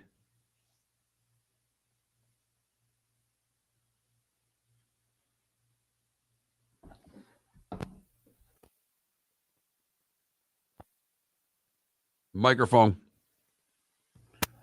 That's the closest I've ever come to getting arrested. It was my flight had been delayed, and there was a family who had a ton of luggage, and I was sitting waiting, and I hadn't gone through security yet. And this family was, it was a mom. It was a mom and her kids, and it was too much stuff for her. And so she's like 30 feet away trying to push a cart. Stuff's falling off the cart, and the kids are young and they're not really able to help. And so I got up and I said, let me help you. And there was no one, by the way, in the terminal. I mean, it's not like there was a bunch of crowds and what have you. I mean, it was obvious that I was being a good guy. This person was struggling, and the thing's right in front of us. She just needs to go 50 feet with her stuff. And so I got up and I go to help her. And the TSA person goes, can't leave your bag. And I stopped and I go, come on. That's what it was. Yeah, it was leaving Right. the bag. Right. And they said, can't leave the bag. And I basically said, arrest me.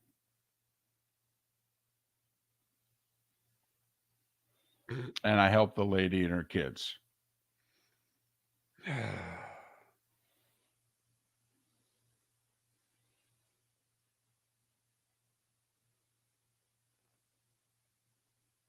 But I had to leave the terminal. I had to leave. If I didn't leave, if I didn't walk out of the terminal, they would have done something to me. So I walked out. I went for a walk for about 15 minutes. They moved somewhere else. I came back.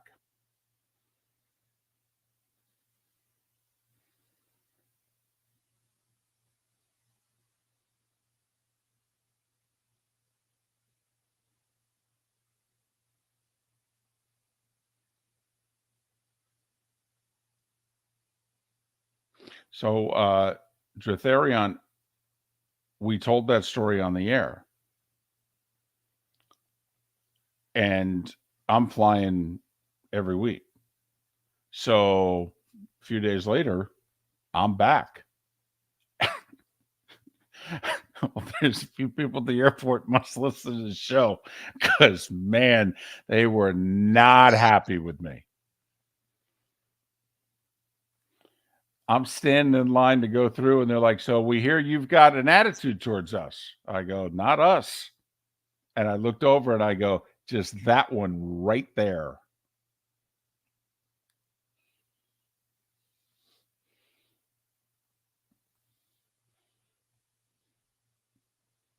They went through my luggage. I was expecting to be set up with drugs. I really was. They were not happy.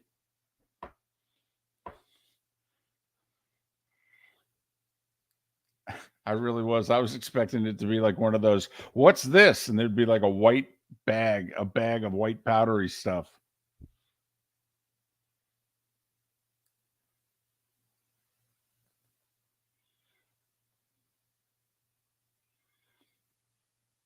I had like a 4-ounce thing of shaving cream. You're only allowed like 3-point-something ounces.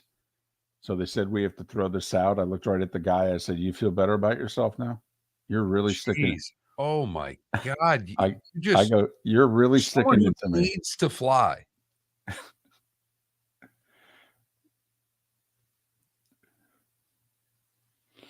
Ten seconds.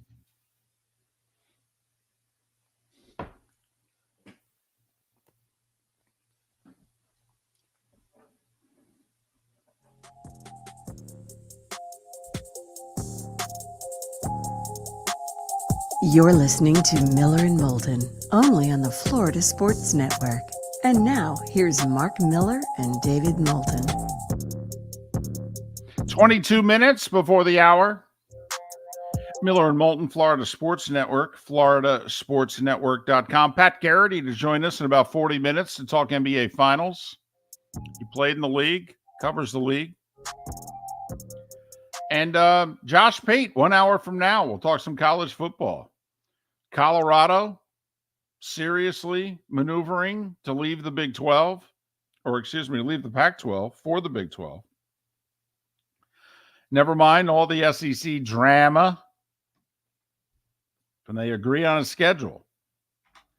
Josh Pate to talk about that. Hey, we'll get back to the NBA Finals in a minute. There's some teams that actually today's a really good day in the NFL for some teams. You know, that whole post-June 1st designated cut thing. Right. Opening up some cap room. Well, some cases, Mark, we're talking about some money. Well, one of them's Miami, right? In fact, I don't think there's a team in the league that gains more cap space today than the Dolphins. The Dolphins gained $13.6 million in cap room today. Hey, I'm going to go out on a limb. But does that sound like enough money to afford, wait for it, Dalvin Cook? Browns gained just under $11 million. So do the Cowboys. Commanders gained $4 million. Broncos gained just under $4 million. And the Cardinals gained a little over $3 million. So there you go. About $13.6 million for the Dolphins today. Nearly $11 million for Cleveland and Dallas. You know, there's still a few guys available. Still a few guys that teams want to trade. Can you help me out, by the way, why in the world Minnesota's wanting to get rid of Dalvin Cook? I mean, they cut they traded away the edge rusher to save like $15 million for a song. They got like a 7th round pick and a box of Cheez-Its. Cheez-Its or Pop-Tarts? Once again, all right. It's for breakfast, Pop-Tarts. For lunch and dinner, Cheez-Its. Well, I got to say, I can eat Pop-Tarts at any time of the day. Any time of the day. I can, cold too. I can just reach in, like if I'm in a convenience store and I'm looking for a snack and I don't want to pay, because let's face it, the bags of chips nowadays, they're half full. That bothers me. If they were actually filled with stuff to the size they were, I paid whatever they wanted to charge. But now that they're charging me $3 for half a bag, that bothers me. You know what you get when you buy a thing of Pop-Tarts? Pop-Tarts. Yes, the full package of Pop-Tarts. Right. And not only that, they're like $1.59. 2 Pop-Tarts are $1.59. It's a hell of a deal. Half the price of chips and pretzels and what have you. And I can eat them any time of day or night. But, I mean, isn't Cook a combination of a salary dump and I don't know what, because he's still a capable back. Capable? I know he's been hurt. Well, I know he's been hurt. Capable? There aren't 6 running backs in the league better than Dalvin And he's healthy. Cook. So you wouldn't, if you had, because he wants to play for the Dolphins. He's the South Florida guy. He's working out in South Florida.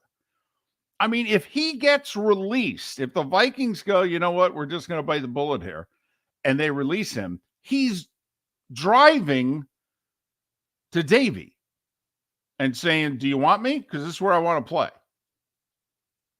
Which will be an interesting decision in and of itself, because they brought the whole running back room back from last year. You know, Mostert and company, I mean, they're all expecting to split carries. Dalvin's going to be like, yeah, you ain't splitting nothing. I'm getting those carries. So, but he wants to be a Dolphin. I mean, he wants to get paid, but he wants, if the Vikings are going to cut him and he's on the open market in June, he wants to play for Miami. And obviously no one's willing to try. You know, once it gets out now, I mean, that's the one thing about the NFL. When you look at Hopkins, you look at a lot of players, David. Once it gets out that the teams even has an inkling of cutting someone, no one's trading for that player. The league's made up their mind that we're not going to trade for something you're cutting. We'd rather try to bid on the open market than give up any sort of resource for a player. I don't know if that's the right move, but that's the move teams have decided to make. If you're the Bengals, you run it back with Joe Mixon or you go Dalvin Cook? I'd run it back with Joe Mixon.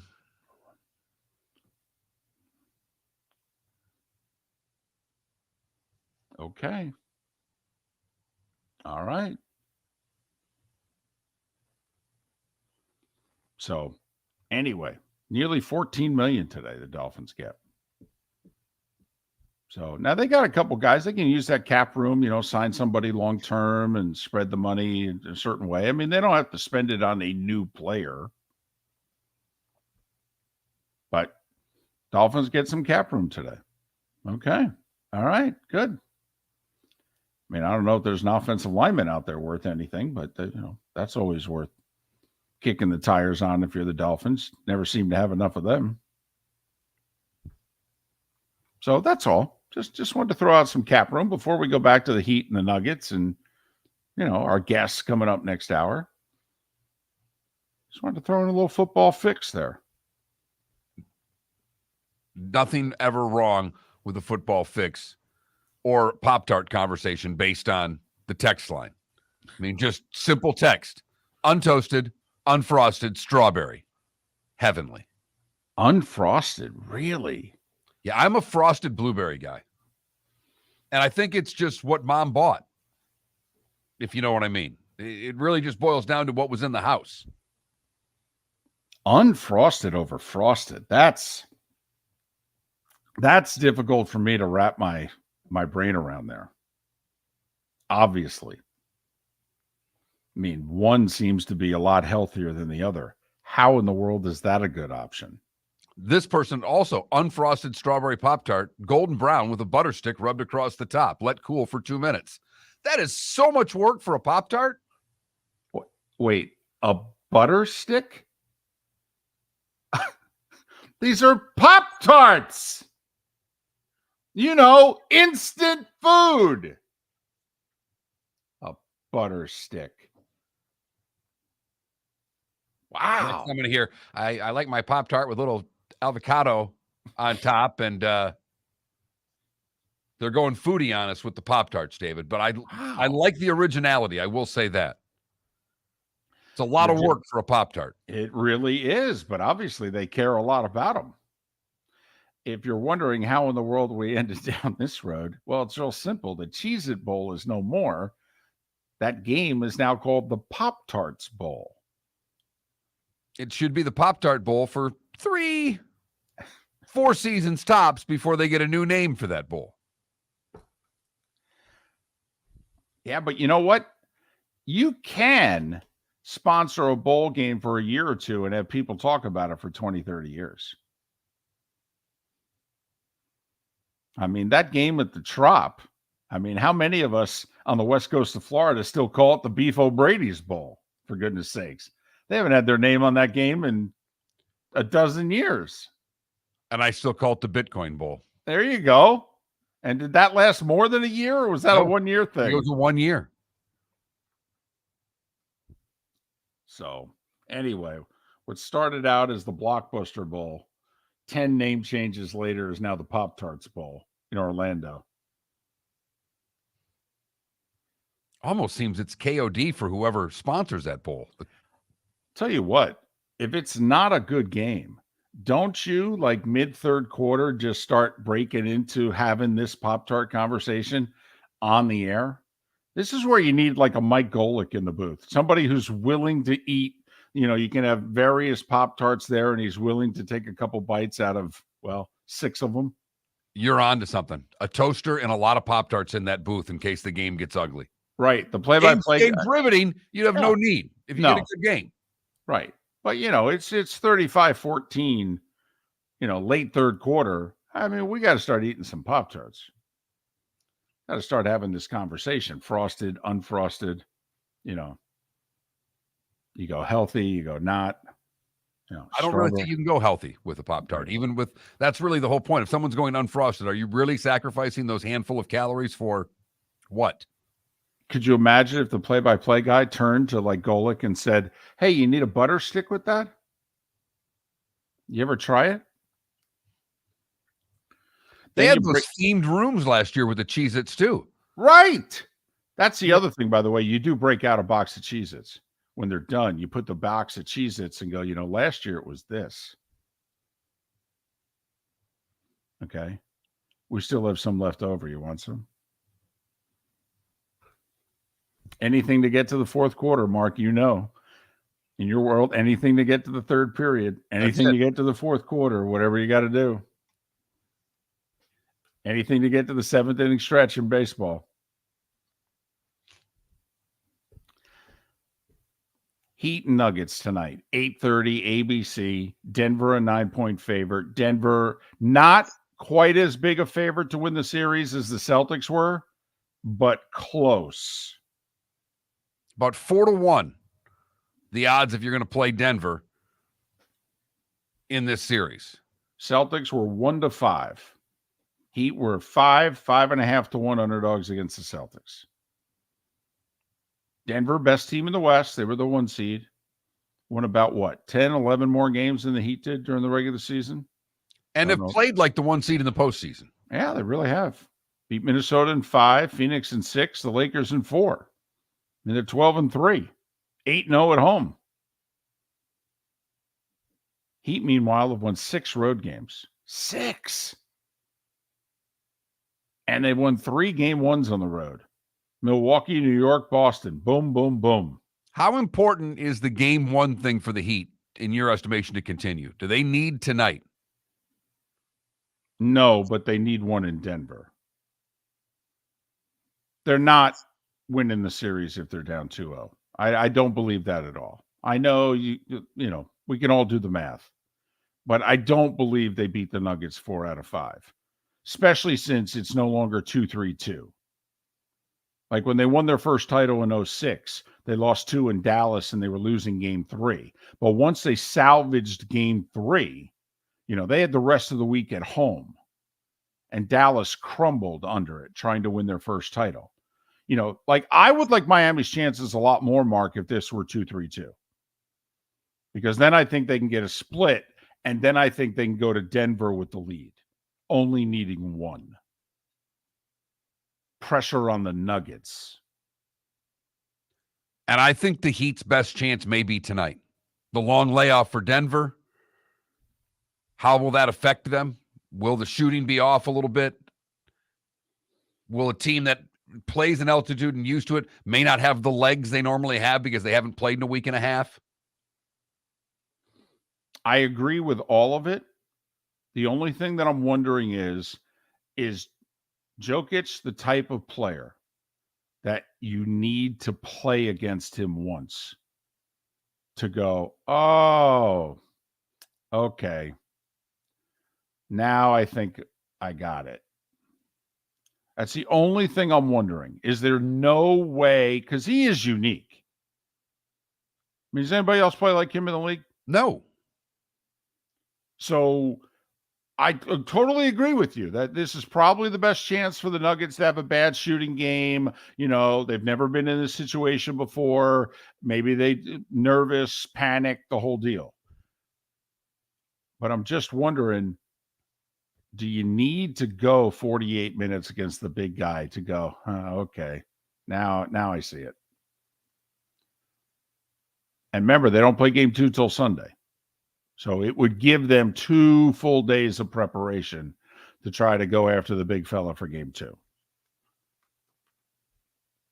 And great point on the days in between games 1 and 2. I still think of the first 2, I think their best chances tonight. I think catching them a little off guard with the layoff and the Heat perhaps just kind of keep on keeping on. Felipe, if I tell you the Heat are going to get a split in Denver, which game do you feel better about? 1. Why? I honestly, like you said, I think they come out the gates. I think they ride off the high. I think game 1, I said this yesterday, is game 1 of the NBA Finals is a game that both teams usually come out strong. And I think the Heat will look to jump on that. Big night from Butler tonight. Just Tyler- want to know if you could tell me how many total points are going to be. I'd give you a better indication who's winning the game.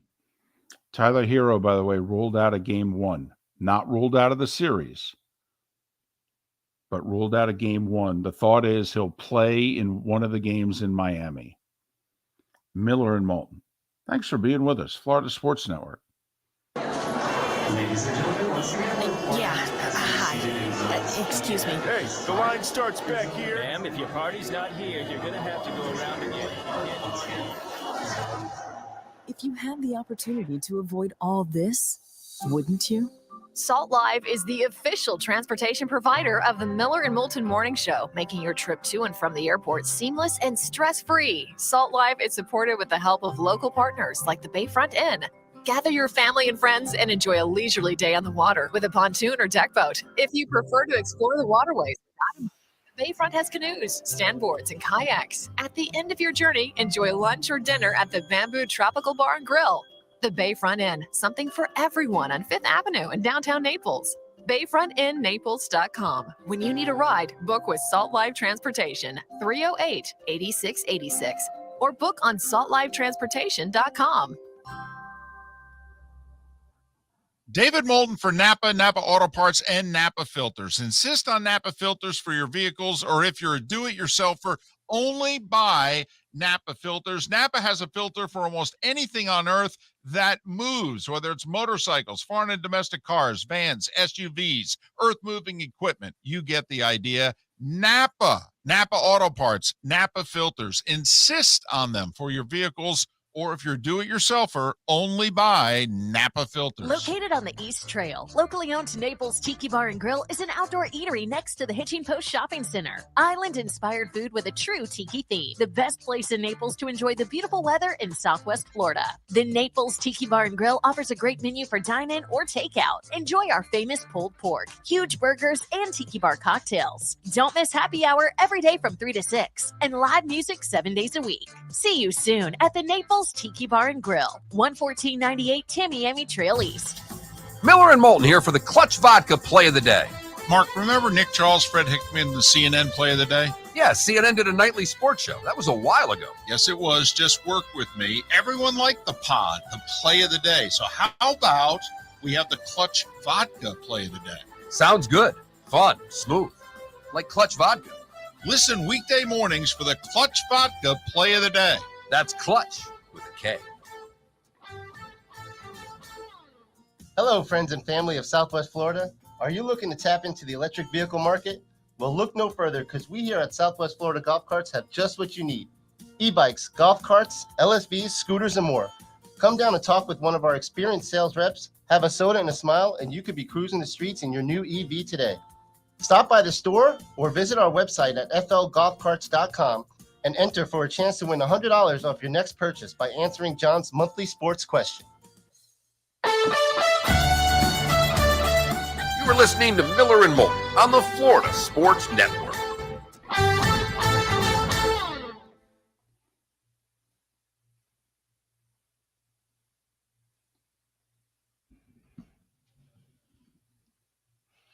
See, Shannon Sharp's out at Undisputed, huh? Apparently his decision. Yeah.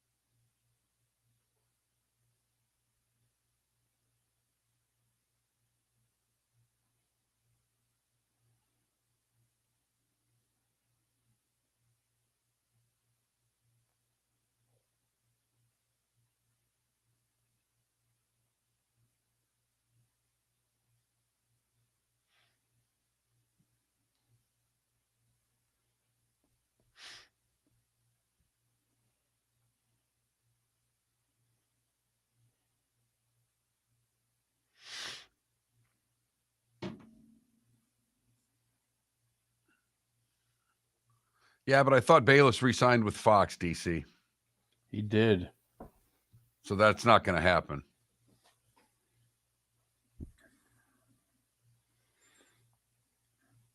And in fact, he basically kept the same salary, which shocked a lot of people because that show has like 200,000 viewers and he's making like $6 million a year.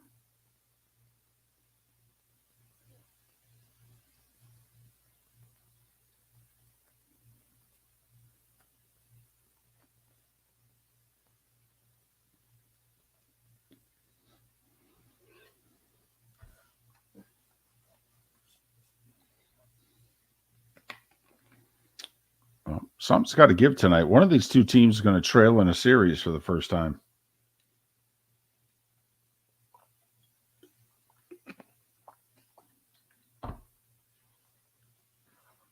$30 seconds.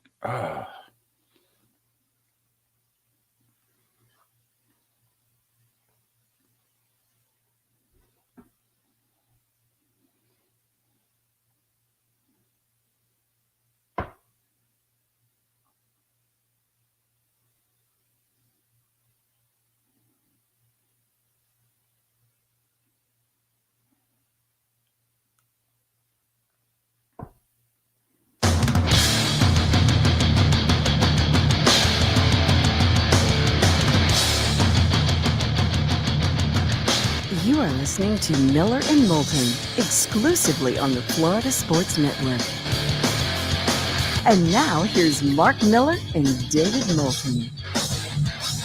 It is the third and final hour of Miller and Moulton, at least along the network in Lake City and surrounding areas, Tampa, St. Pete, Port Charlotte, and Venice. We're halfway home. For those of you in the 239, Miller and Moulton, the Florida Sports Network, floridasportsnetwork.com. Pat Garrity to talk NBA Finals in 20 minutes. Josh Pate to talk college football, SEC meetings, Colorado looking to leave the Pac-12. He'll join us in a little more than 35 minutes' time. We fired off a bunch of poll questions in the first hour of the show. And we probably missed the one that should go up because there has been a healthy text message, Twitch chat room debate going on in the show today. As this person just simply says, Team Unfrosted. Grew up on unfrosted strawberry toasted. The Cheez-It Bowl is no more. It's been replaced by the Pop-Tarts Bowl. It has detoured the show and taken us down a road of which we hope we can turn around and get back out onto the main highway from. We will, and we'll do it very quickly. We'll do it soon, I promise. I think Team Frosted would beat Team Unfrosted by a 2-1 margin. But I don't think it would be a 3-1 margin, if you know what I mean. So you're saying it's kind of like how the Nuggets are favored over the Heat? See how you can bring it right back for me? One of the poll questions we did fire off involved college football. Now, how we got to the question, it was very Miller and Moulton. We were talking about something completely different. But we eventually got around to the Gators. And we just said, in a year, they're doing away with the divisions and they're adding Oklahoma and Texas. That would seem to make the road for a lot of teams a lot harder. And so we asked, will the Gators make it back to Atlanta in the SEC championship game? I don't know, this decade? Remember, they began the decade losing a 6-point game to eventual national champion Alabama. That was the 2020 pandemic SEC title game. Last 2 years, Georgia Bama, Georgia LSU. And this year doesn't look to be a year that the Gators are going to get to Atlanta. After this year, we're not going to have divisions anymore. Mark, how could you say that? Their over-under for wins is 5.5. Going out on a limb, David. Only Vandy has a lower over-under win total than the Gators. And you're saying they're not going to win the SEC East? Going out on a limb. How dare you, sir? I know. But quick sidebar, by the way. We're not picking on the Gators here. We're just asking reality. Since they're doing away with divisions, there's going to be a 16-team division. We're going to have unbalanced scheduling. I mean, however they do it. 8 games, one permanent opponent, 9 games, 3 permanent opponents. I mean, the scheduling will be unbalanced. If they go 9 games, it will be more balanced, I think, year to year, because you're going to play every team in the conference home and home in a 4-year stretch. But, I mean, Mark, honestly, I mean, Ole Miss has never made the SEC championship game. Arkansas hasn't made it since 2006. I think Mississippi State made it once under Jackie Sherrill. I think it was in the late 90s. I mean, we think Florida will be in the SEC championship game again. I'll bet you we could come up with 6 schools easily in that conference, maybe more. I'd be willing to split the conference in half even and say, will any of these teams make it to the SEC championship game before 2040?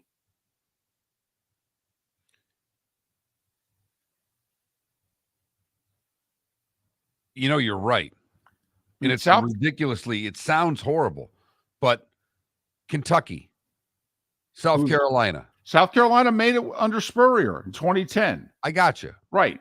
So, but we're just pointing out, like, South Carolina was able to get there once. Kentucky's never gotten there. Obviously, Vandy's never been there. Remember, Missouri, the first 2 years in the conference, they went both years. Right. Mississippi State went once. Ole Miss has never been. Arkansas hasn't been since 2006. Hell, A&M hasn't gone. There you go. Here's your poll question of the day. Who makes it first, Florida or A&M? Boy, that's snarky. It's snarky, and just get a Florida State fan to vote on that one. Exactly. In fact, that's our third option on that question. Who makes it first, A&M or Florida? C. I'm a Noel fan. I'm rooting for the Gators. It is funny how Gator and Noel fan feels towards their last coach to win them a national title in the sport they care about the most. You can't find 4 people to support Urban Meyer, and you can't find 7 Noles fans to say good things about Jimbo.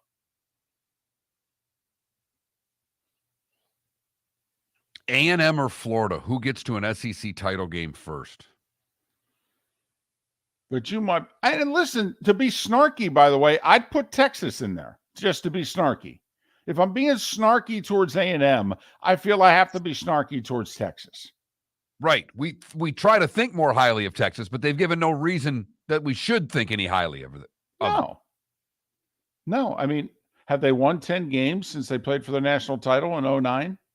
I don't know if they have in a regular season. I thought Mac's last team won 9, but you get the idea.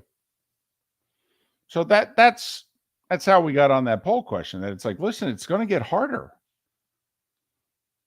Like, let's just say we're right in that Napier's doing it the Mike Norvell way.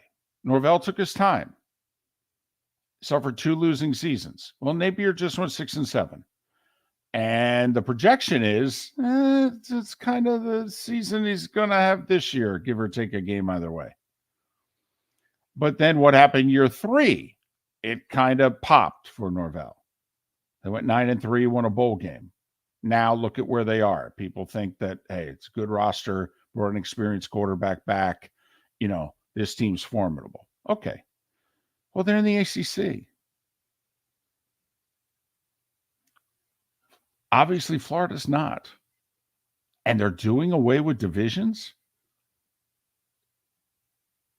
Mark, what was the thing that Florida and Georgia fan could always fall back on? Well, if we get our act together, we only have to win one game.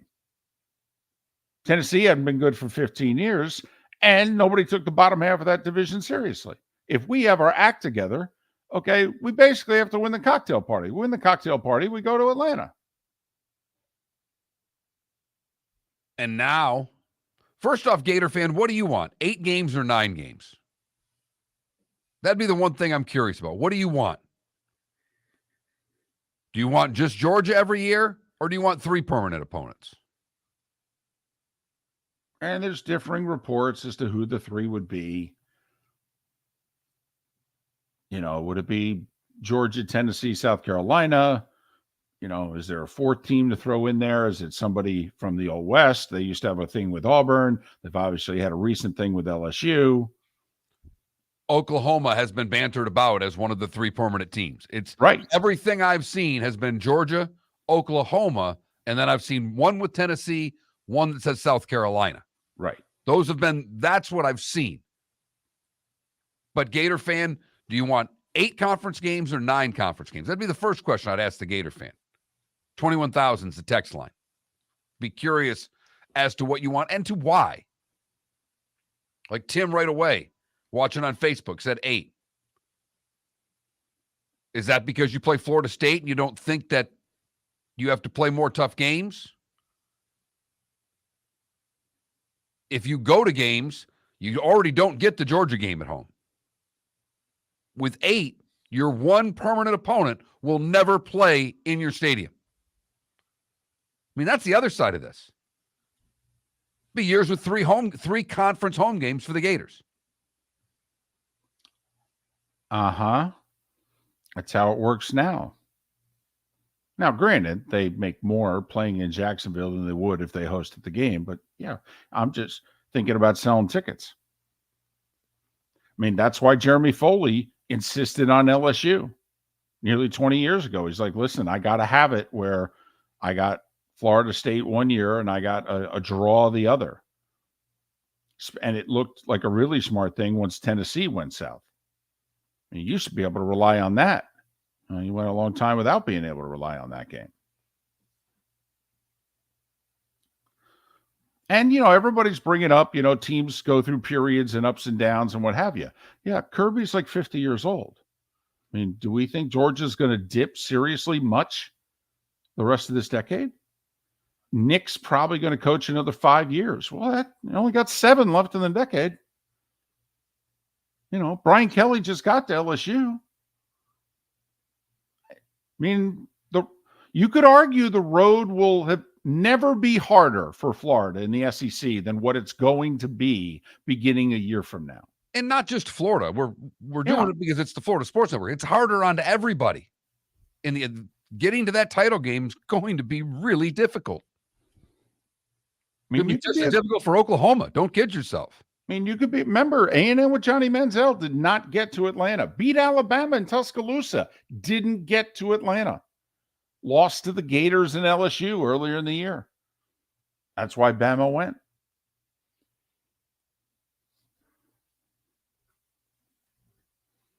Please, I think Kirby yesterday was even talking about how should we be playing the SEC championship game with as tough as the conference is going to be and, what have you. I mean, does Kirby ever want to play a tough game? I don't think so. No. Just line up Ball State for him 12, 13 times and call it a day. Let him play in the college football playoff. If he had his way, that's how he'd work it out. Give me a bunch of cupcakes and send me to Atlanta, maybe. No. Just right to the college football playoff. We'll talk Heat next. Hello, friends and family of Southwest Florida. Are you looking to tap into the electric vehicle market? Well, look no further because we here at Southwest Florida Golf Carts have just what you need. E-bikes, golf carts, LSVs, scooters, and more. Come down and talk with one of our experienced sales reps, have a soda and a smile, and you could be cruising the streets in your new EV today. Stop by the store or visit our website at flgolfcarts.com and enter for a chance to win $100 off your next purchase by answering John's monthly sports question. Ladies and gentlemen, once again. Hi. Excuse me. Hey, the line starts back here. Ma'am, if your party's not here, you're gonna have to go around again. If you had the opportunity to avoid all this, wouldn't you? Salt Live is the official transportation provider of the Miller and Moulton Morning Show, making your trip to and from the airport seamless and stress-free. Salt Live is supported with the help of local partners like the Bayfront Inn. Gather your family and friends and enjoy a leisurely day on the water with a pontoon or deck boat. If you prefer to explore the waterways without a motor, the Bayfront has canoes, standboards, and kayaks. At the end of your journey, enjoy lunch or dinner at the Bamboo Tropical Bar and Grill. The Bayfront Inn, something for everyone on 5th Avenue in downtown Naples. BayfrontInNaples.com. When you need a ride, book with Salt Live Transportation, 308-8686, or book on saltlivetransportation.com. David Moulton for Napa Auto Parts, and Napa Filters. Insist on Napa filters for your vehicles, or if you're a do-it-yourselfer, only buy Napa filters. Napa has a filter for almost anything on earth that moves, whether it's motorcycles, foreign and domestic cars, vans, SUVs, earth-moving equipment. You get the idea. Napa Auto Parts, Napa filters. Insist on them for your vehicles, or if you're a do-it-yourselfer, only buy Napa filters. You are listening to Miller and Moulton on the Florida Sports Network.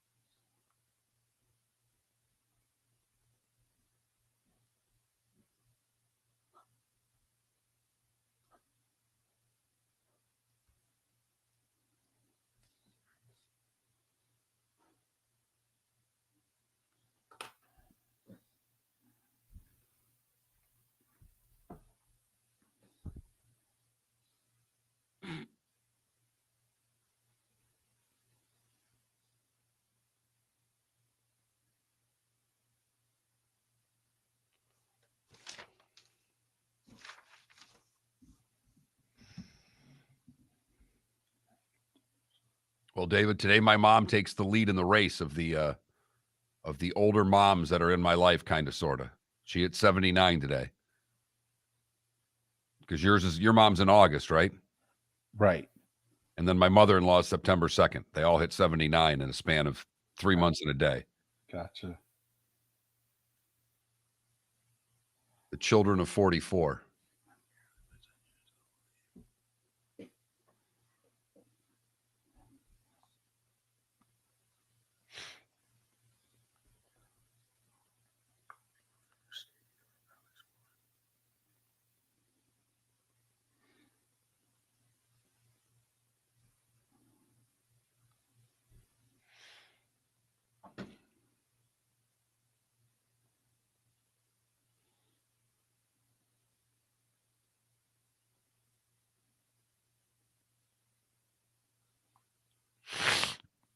No, Gator Dad, there's no doubt about it. Until the last 15 years, being in the East was harder.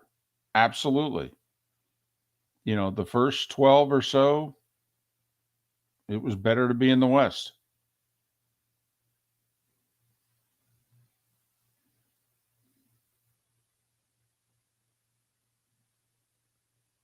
But now with no divisions, oof. Right now with no divisions, let's just say that, Tennessee somewhat got their act together. That means you got Georgia, Tennessee, LSU, Alabama, Texas, Oklahoma, A&M, and Florida. That's 8 teams fighting it out for 2 spots if Florida gets their act together. And it's not together. I mean, this year will not be an act together year, period. Next year might. Could throw in Auburn with Hugh Freeze too. They've always been able to get players there.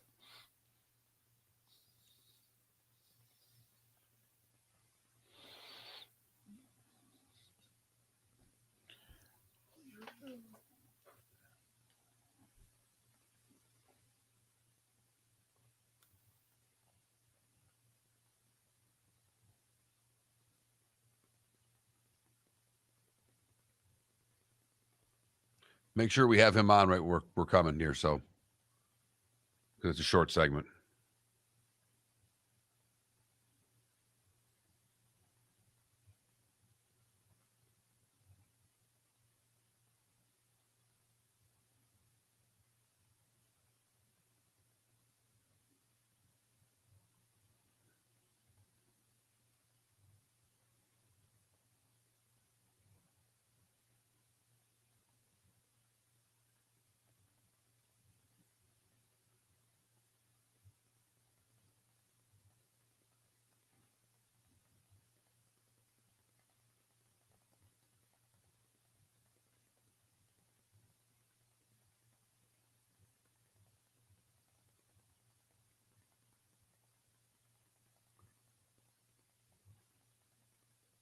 All right, so his thing goes straight to voicemail, but I left him a note. Went right to voicemail. I heard. Oh, I think this is him. We're 10 seconds.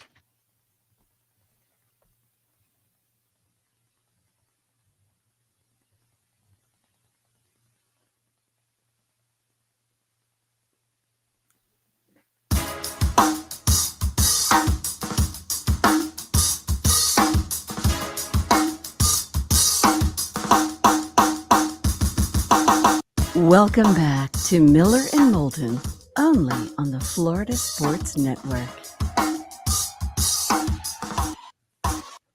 21 minutes past the hour. Thanks so much for being with us. Miller and Moulton, Florida Sports Network, floridasportsnetwork.com. Josh Pate, 24/7 Sports, to join us coming up in a little more than 15 minutes' time. NBA Finals get underway tonight. Nuggets have yet to lose at home. Heat have yet to lose a game one on the road. Something has to give. Denver, a 9-point favorite. Pat Garrity played 10 years in the league, worked in the front office, now covers the NBA for both Stadium and Bally Sports. You can follow Pat on Twitter, Pat Garrity 8, Pat Garrity, the number 8. Pat, it's David and Mark. Thanks for your time. How are you? I'm great. Great being with you guys this morning. All right. Like I said, you played 10 years in the league. 8 seeds don't do this. 3 best-of-7 series. What's the word that you use to describe what the Heat have done? I think resilient is probably what comes to mind when I think about them.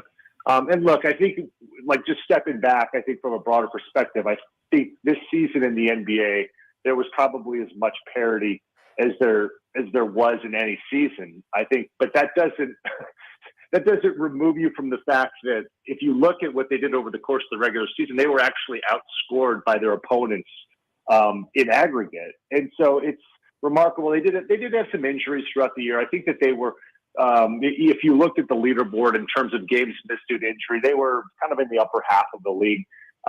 But still, like, they got healthy at the right time, absent Tyler Hero. And I think that there's also something to be said just for the way that the game changes in the playoffs, and it benefits a team like them that is comfortable at a slower pace. They don't turn the ball over. And, you know, when you couple that with some of the hot shooting and the performances they've got from their support guys, you know, they've put themselves in this position. What is it you like about Miami from a defensive standpoint that maybe Denver hasn't seen? Is there something you think they can do? Spoelstra's changed his defense so many times. He's been quick to counter with zone and switch out of it. What can they do defensively to slow this Denver team down? Yeah, you're making the right point there. When they play man, I think he does a nice job of mixing up, particularly his pick and roll coverage. So he'll drop the center, pack the paint. They'll bring guys up and try to switch. They're really good in transition, just in terms of loading to the ball and protecting the paint, and then closing out to shooters. So I think that those things just come down to execution and effort, and everyone being on the same page. I think the zone defense that they had so much success with in the last series is going to be difficult against Denver, because Denver is a team, starting with Jokic, that moves the ball really well. I think that Boston is probably maybe be one of the worst zone attacking teams in the league, just because they're a team that the ball sticks a lot. They rely a lot on isolation. That's not the case with Denver. With both Jokic as a passer, Jamal Murray's a guy that is able to attack seams, and then the cutters that they have off the ball, and guys like Aaron Gordon and Bruce Brown, and floor spacing with Michael Porter Jr. So that, to me, as a basketball fan, that's going to be one of the more fun things to watch, is if Miami does try to do that, and if they're able to have any success with it. Pat Garrity, 10 years in the league, most of them with Orlando, worked in the Pistons front office, covers the NBA now for Stadium and Bally Sports. Follow him on Twitter, Pat Garrity 8. Pat Garrity, the number 8. Pat, you're basically Bam. You played at 6'9", 240, Bam 6'9", 250. Okay, so you know where I'm going here. What would you do with Jokic? He's 6'11", 285. Okay, what if he was your assignment? What are you doing with him? Well, first of all, I appreciate the compliment. I think Bam's ball handling and passing and defense. Although I could take him in a 3-point shooting contest. When you have, first of all, Jokic is arguably one of the best offensive players of all time. So there's one-on-one matchups in the NBA against guys like that are just difficult. What you have to do is you have to meet him early when he's coming down the floor. You have to make it with every minute that he's on the floor, he's facing physicality, and that there's really no, easy movement into the spaces that he wants to get, and doing all of that without getting in foul trouble. And then I think from a team perspective, it's doubling him intelligently, which is, not right away when he has a live dribble and is able to pick you apart, but hopefully, make him get the ball later on the shot clock and come when there's not as much time for him to operate, which, he's still going to be able to do just because he's such a terrific passer. But you're dead if you're trying to double him early and he gets the ball early in the shot clock. Or is it the philosophy that you try to do a little bit what Phoenix did when they were at home? Let Jokic get his and make sure they don't get beat by everybody else. I think that's a little dangerous, though, because he's such an unselfish player. And if you let him get his early, there comes a point in the game where you're like, okay, we got to send guys and double this guy now. And he has no problem then just becoming a playmaker after that. Bigger factor for you in this series, the Nuggets' inexperience or the Nuggets' layoff? I don't think the layoff's going to hurt them at all. I think there could be potentially a little bit of rust, but I don't think that's going to be an issue.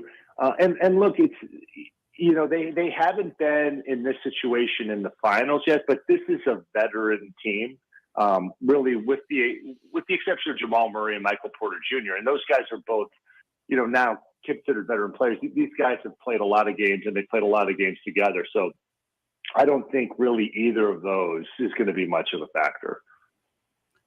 What does Miami need to do offensively? Obviously, you're going to need more out of Bam and Butler, but what do they do? How do they attack Denver? Because it seems that they're going to have to be, somewhere around 110 to win these games.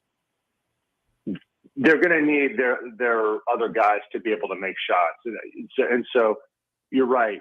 They're a heavy pick and roll team, particularly with Jimmy Butler. So he's going to need to, first of all, both be a threat scoring the ball. He's going to need to do what he does in terms of getting in the paint, drawing fouls, and hopefully getting you guys like Jokic and Aaron Gordon in foul trouble. But more than anything, they're going to need Caleb Martin, Gabe Vincent, Strus, Duncan Robinson, guys like that. They need those guys to make shots like they're making, or else there's just the math doesn't work for them to be able to put up the kind of points that they need to. Pat, we got like 2 minutes. If you're the Nuggets, how are you going to guard Bam and Jimmy? I mean, I don't know if they have a one-on-one defender for Jimmy. And in theory, Bam with some space could drive by Jokic all day. Is Denver going to have defensive problems in this series? Well, first with Bam, because he's not much of a threat facing the basket and as a jump shooter and not at all really as a three-point shooter, what you're going to see is a little bit of how Jokic, when he was matched up with Anthony Davis, which is just sitting back and packing the paint, Bam becomes much more of a threat to me. Number one, kind of handling the ball in transition and bringing it down and getting into dribble handoffs and forcing switches. and then also as a lob threat and an offensive rebounder. So I think that what Jokic is going to do, or whoever's playing Bam, is just going to lay off him, give him space, make him be aggressive when he's with the ball in his hands looking to score. And with Jimmy Butler, you have to, when you're guarding him, because he's in so many ball screens, have to fight over those screens. Weak side has to come in and help, and then be able to recover it. And then most importantly, not send him to the free throw line, because that's what he wants to do, is create contact, get you off your feet using his pump fakes, draw contact. And he's one of the best and the smartest in the league at doing that. Pat, thanks for making time for us. Continued success with Stadium and Bally's, and hopefully we can talk again soon. Excellent. I enjoyed it. Pat Garrity, 10 years in the league, started in Phoenix, played 9 in Orlando, was an assistant GM in Detroit. Follow him on Twitter, Pat Garrity 8, Pat Garrity, the number 8. We were asked by a few people in the Twitch chat room, is that the Pat Garrity who played at Notre Dame? Yes. And he says he would take Bam down in a 3-point shooting contest without a problem. Everything else? Problems. Josh Pate to talk college football next. Hello, friends and family of Southwest Florida. Are you looking to tap into the electric vehicle market? Well, look no further, because we here at Southwest Florida Golf Carts have just what you need. E-bikes, golf carts, LSVs, scooters, and more. Come down and talk with one of our experienced sales reps, have a soda and a smile, and you could be cruising the streets in your new EV today. Stop by the store or visit our website at flgolfcarts.com and enter for a chance to win $100 off your next purchase by answering John's monthly sports question. Miller and Moulton here for the Clutch Vodka Play of the Day. Mark, remember Nick Charles, Fred Hickman, the CNN Play of the Day? Yeah, CNN did a nightly sports show. That was a while ago. Yes, it was. Just work with me. Everyone liked the pod, the Play of the Day. So how about we have the Clutch Vodka Play of the Day? Sounds good. Fun. Smooth. Like Clutch Vodka. Listen weekday mornings for the Clutch Vodka Play of the Day. That's Clutch with a K. Ladies and gentlemen, once again. Hi. Excuse me. Hey, the line starts back here. Ma'am, if your party's not here, you're gonna have to go around again. If you had the opportunity to avoid all this, wouldn't you?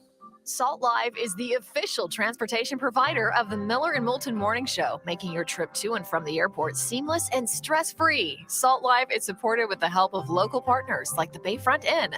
Gather your family and friends and enjoy a leisurely day on the water with a pontoon or deck boat. If you prefer to explore the waterways without a motor, the Bayfront has canoes, standboards, and kayaks. At the end of your journey, enjoy lunch or dinner at the Bamboo Tropical Bar and Grill. The Bayfront Inn, something for everyone on 5th Avenue in downtown Naples. BayfrontInNaples.com. When you need a ride, book with Salt Live Transportation, 308-8686, or book on saltlivetransportation.com.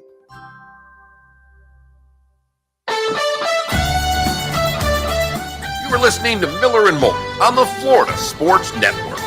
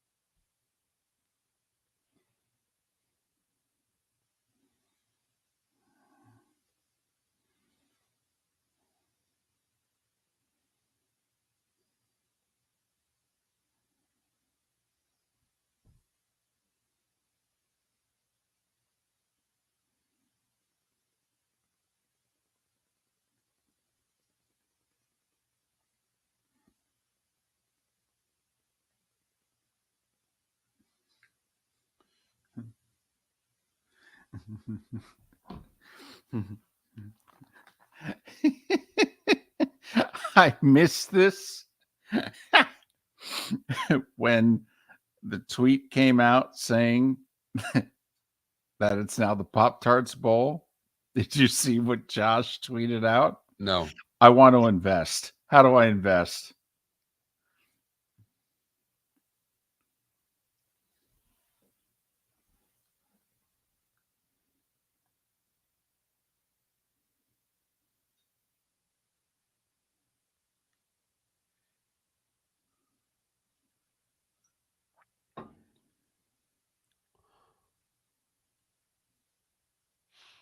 How about 10:30 on 10:30 in the morning on a Saturday, average Vikings fan?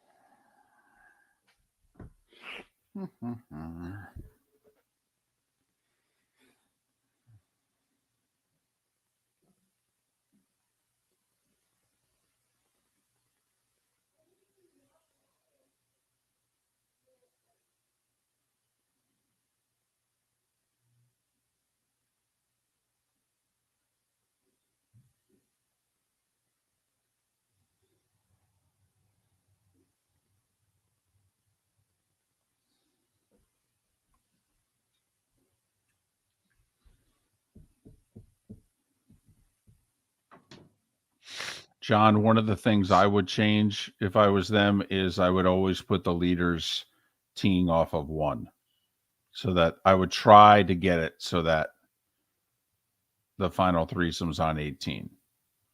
I know guys can make runs who are off the pace and they could finish up playing the third hole per se, but I would always try to, heading into the final round, have the top 3 individual guys teeing off of 1 in the shotgun start Sunday.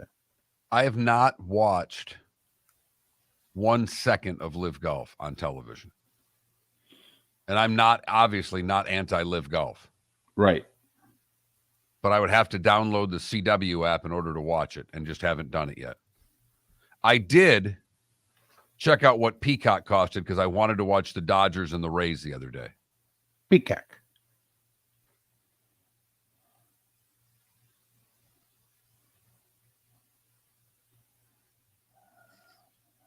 Josh is on hold. Awesome. Good. We're starting out with Pop-Tarts. Mm-hmm.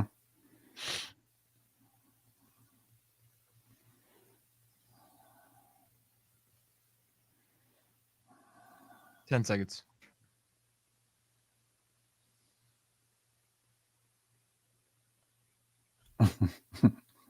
It's funny, Ops.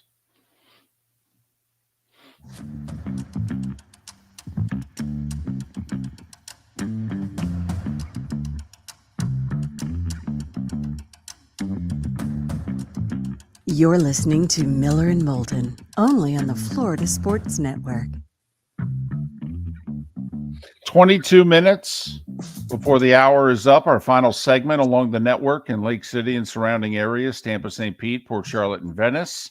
The bonus hour awaits at the top of the hour in the 239, Miller and Moulton, the Florida Sports Network, floridasportsnetwork.com. We said it earlier on the show, and we mean it, so we might as well say it while he is listening.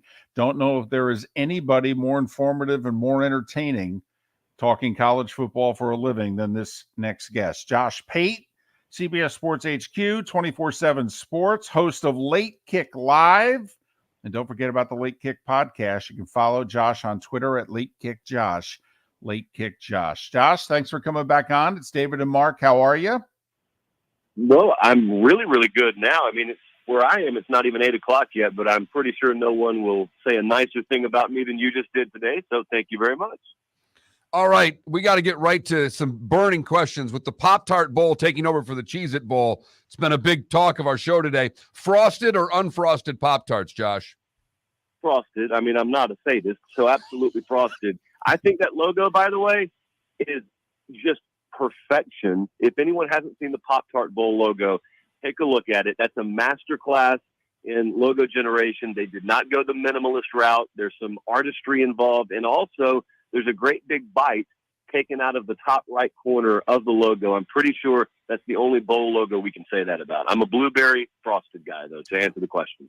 Ooh, first one to go blueberry today, I believe, with some gusto, except for my co-host, Mark, who's also a blueberry guy. By the way, I think it's just tough.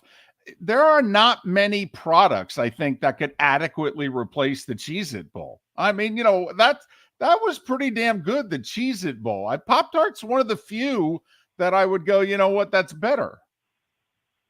Well, not only did the Cheez-It Bowl do a master job of themselves, like you said, of branding that bowl, great mascot, and I had never even seen that thing before it popped up in the Cheez-It Bowl. And yet, if you scanned the internet yesterday, a group of people who loves to get outraged about anything, college football fans, none of them complained about the brand switch.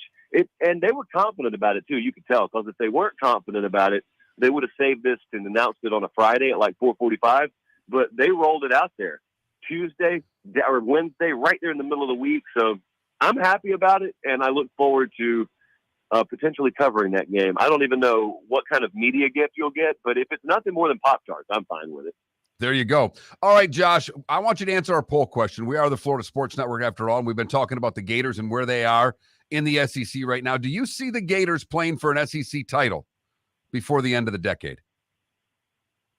I will always say yes. I mean, we're sitting here, 2023. So, yes, anytime you give me a program the stature of Florida and you're giving me 7 years of runway, I will say yes. Now, if you tried to nail me down on whether or not that will be with Billy Napier, then I'd probably just waffle for like 5 minutes until you force me to move on. I think this year puts Florida in a position that a few programs are in nationally. It is really... I'm not going to say a make or break year because that is a really overrated term in college football. But what I worry about with Napier is if they don't get traction this year, and their over-under win total is below 6. So if they don't get traction this year, I can believe in him all I want to. But if he starts to lose traction down there, if they do not get a grip with that fan base, and if he does not get a grip in recruiting at the level he needs to and having the proper people buy in to his vision, then it's not going to be a good thing. And like I said, it doesn't matter if I believe or not. Ironically, you can just look right down the road at Mike Norvell. Thank you. And you can look at what happens if you give someone a little bit of time. But we also know another thing about this sport, and that is that each situation is unique. And Florida's got to look up the road at Georgia at the height of their power in the history of their program, and that can do some strange things to a fan base's patience for their own guy. Well, and Josh, we've been using the Norvell example because he went 5-7 his second year, and a crushing home loss to Jacksonville State kept them from going to a bowl game. And we all know how much heat he was under at the start of last year. Doesn't Napier benefit, though, that the AD's future is pretty much tied to this hire, right? I mean, Strickland's not going to get rid of Napier because he'll be joining him out the door. I think it's a good point. I think that's the widely held perception, both inside the fan base and inside any circle that I walk around in. Yeah, that's the perception. I'll tell you another one who I've been using a lot. Aside from Norvell, I've been using Sarkisian. I think Sarkisian is like 1 year behind Mike Norvell. So you could put these three in order. You could go Norvell and what it looks like 3 years into an experiment. You can go Sark, what it looks like 2 years into an experiment, and Sark may very well be in that springboard position this upcoming year that Norvell just had. And then you got Napier just 1 year, one full year in to that experiment. And it could be that all three guys were ultimately the right hire. You're just looking at the three stages of doubt that you could go through with a fan base and media, watching what it takes. Because here's the reality. Even if Napier did everything the right way last year, it could still very much look like what Norvell looked like in year one. And I remember what the talk was. You know, they bring him down there. He's a G5 coach. Sounds exactly like they talk about Napier. G5 coach, probably drinking water from a fire hose right now, is not going to have time, doesn't know how to recruit at this level. And then all of a sudden, those same people are the ones daring you to doubt Mike Norvell after year 3 and double-digit wins. And it's not like the guy learned how to coach over the last 24 months, is what I'm saying. And I don't think Billy Napier forgot how to do it either. It's just something that you can't microwave your way to. It is not a Pop-Tart, in other words. You cannot toast your way to wins there. And you can't ever eat it. You can't eat it cold like you can with a Pop-Tart. All right, who's going to win this debate in the SEC? How's the battle going to work out? Are we going to get 9 conference games, or are we going to end up with 8 in the SEC? Look, let me first lead with the answer. I have no clue. I will tell you, I talked to people who will be involved in that decision in the last, let's say, 24, 36 hours, and there are people who firmly believe both sides are going to win, which, as we all know, is impossible. If I had to guess, it would be like 51% to 49%. I would lean towards them settling on 8 games right now and eventually moving to 9 games. But here's the funny thing. So I was going to do a hit with CBS 2 days ago, and they wanted to know, hey, what's your quick, like 10-second opinion on this? And I said, guys, I know that's the world we work in, but I do not have one, because it is not a problem that is solvable in the span of a tweet or a soundbite or a snapshot. There are valid concerns on both sides. It is absolutely shying away from competition if you stay at 8 games. There is no one on this end of this line who is doubting that. Here's the contention I get. It's not even so much the crowd in the SEC that's worried about whether they'll make a bowl game. Okay, those are your Kentuckys and Missouris of the world. That's not the forefront of the conversation. Here's the big concern. The big concern is we will voluntarily increase our strength of schedule only to get to the end of the year and have the "you are what your record says you are" crowd be part of the committee. And so you've gone and you've done what they wanted you to do. You've beefed up your schedule. And then at the end of the day, people in that committee room can't see that a 10-2 SEC in many ways could be better than an 11-1 Pac-12. And if that's going to be the case, if strength of schedule is not going to be properly interpreted by the committee, which there's no guarantee it will be, then you got Greg Sankey in the SEC saying, we're on the top of the mountain. Why would we voluntarily do that for you guys? And then I get the other side too. So I don't think it's easily solvable, and I think they're finding that out this week in Destin, Florida. All right, if you were Sankey, would you, behind the scenes, almost do this dirty trick? Would you have your schedule guy print out what the 2024 schedule would look like and show all the schools all the games they're not going to have next year, okay? In which you make sure that Alabama and Tennessee are not playing one another in 2024, okay? And you know what I mean. And go down the list and show all of these schools before you vote, okay? Here's our first schedule mock-up next year, okay? Just take a look at all the games you're not going to have. I would go as far as to say they've already done that. And I would also go as far as to say, as much as those people in that room on the 8 side of the debate don't like looking at that list and they don't like giving up those games, at this point, it's not 1994. It is a prioritization of different interests rather than just prioritizing the tradition of college football. Now, I don't like the answer I just gave you because I want to prioritize the latter instead of the former. But I do think that, you've got maybe people at Alabama. And Alabama's interesting. Nick Saban's interesting because they're the ones that have sort of flip-flopped on this. And, people have been criticizing Saban. Oh, I thought he looks like a hypocrite. He said he wanted 9 games until it came time to vote.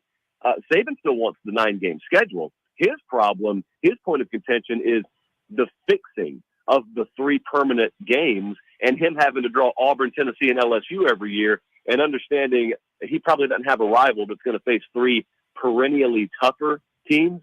And so it's even within the 9 versus 8 debate, there are different versions of 9 and different versions of 8 that you have to talk about. And that's why it's been such a mess. But to answer your question, I don't simply think formulating that list of games you're about to lose out on, I don't think it's the mechanism that's going to be the straw that breaks the camel's back in that room. Is the Pac-12 going to survive? No, not as you currently know them. No, I would be very hard-pressed to find you a path. As optimistic as I try and be about it, I would be hard-pressed to find you a path where that happens. I think Colorado's move is imminent. Dennis Dodd at CBS here has reported that for a while. and there's been some pushback on it from mouthpieces in the Pac-12.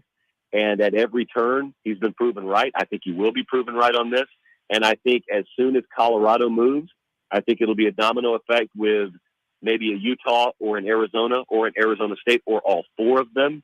Simultaneous to that, I'm a believer that those teams are getting their affairs in order because they probably know something about Oregon and Washington behind the scenes and their viability for the Big Ten.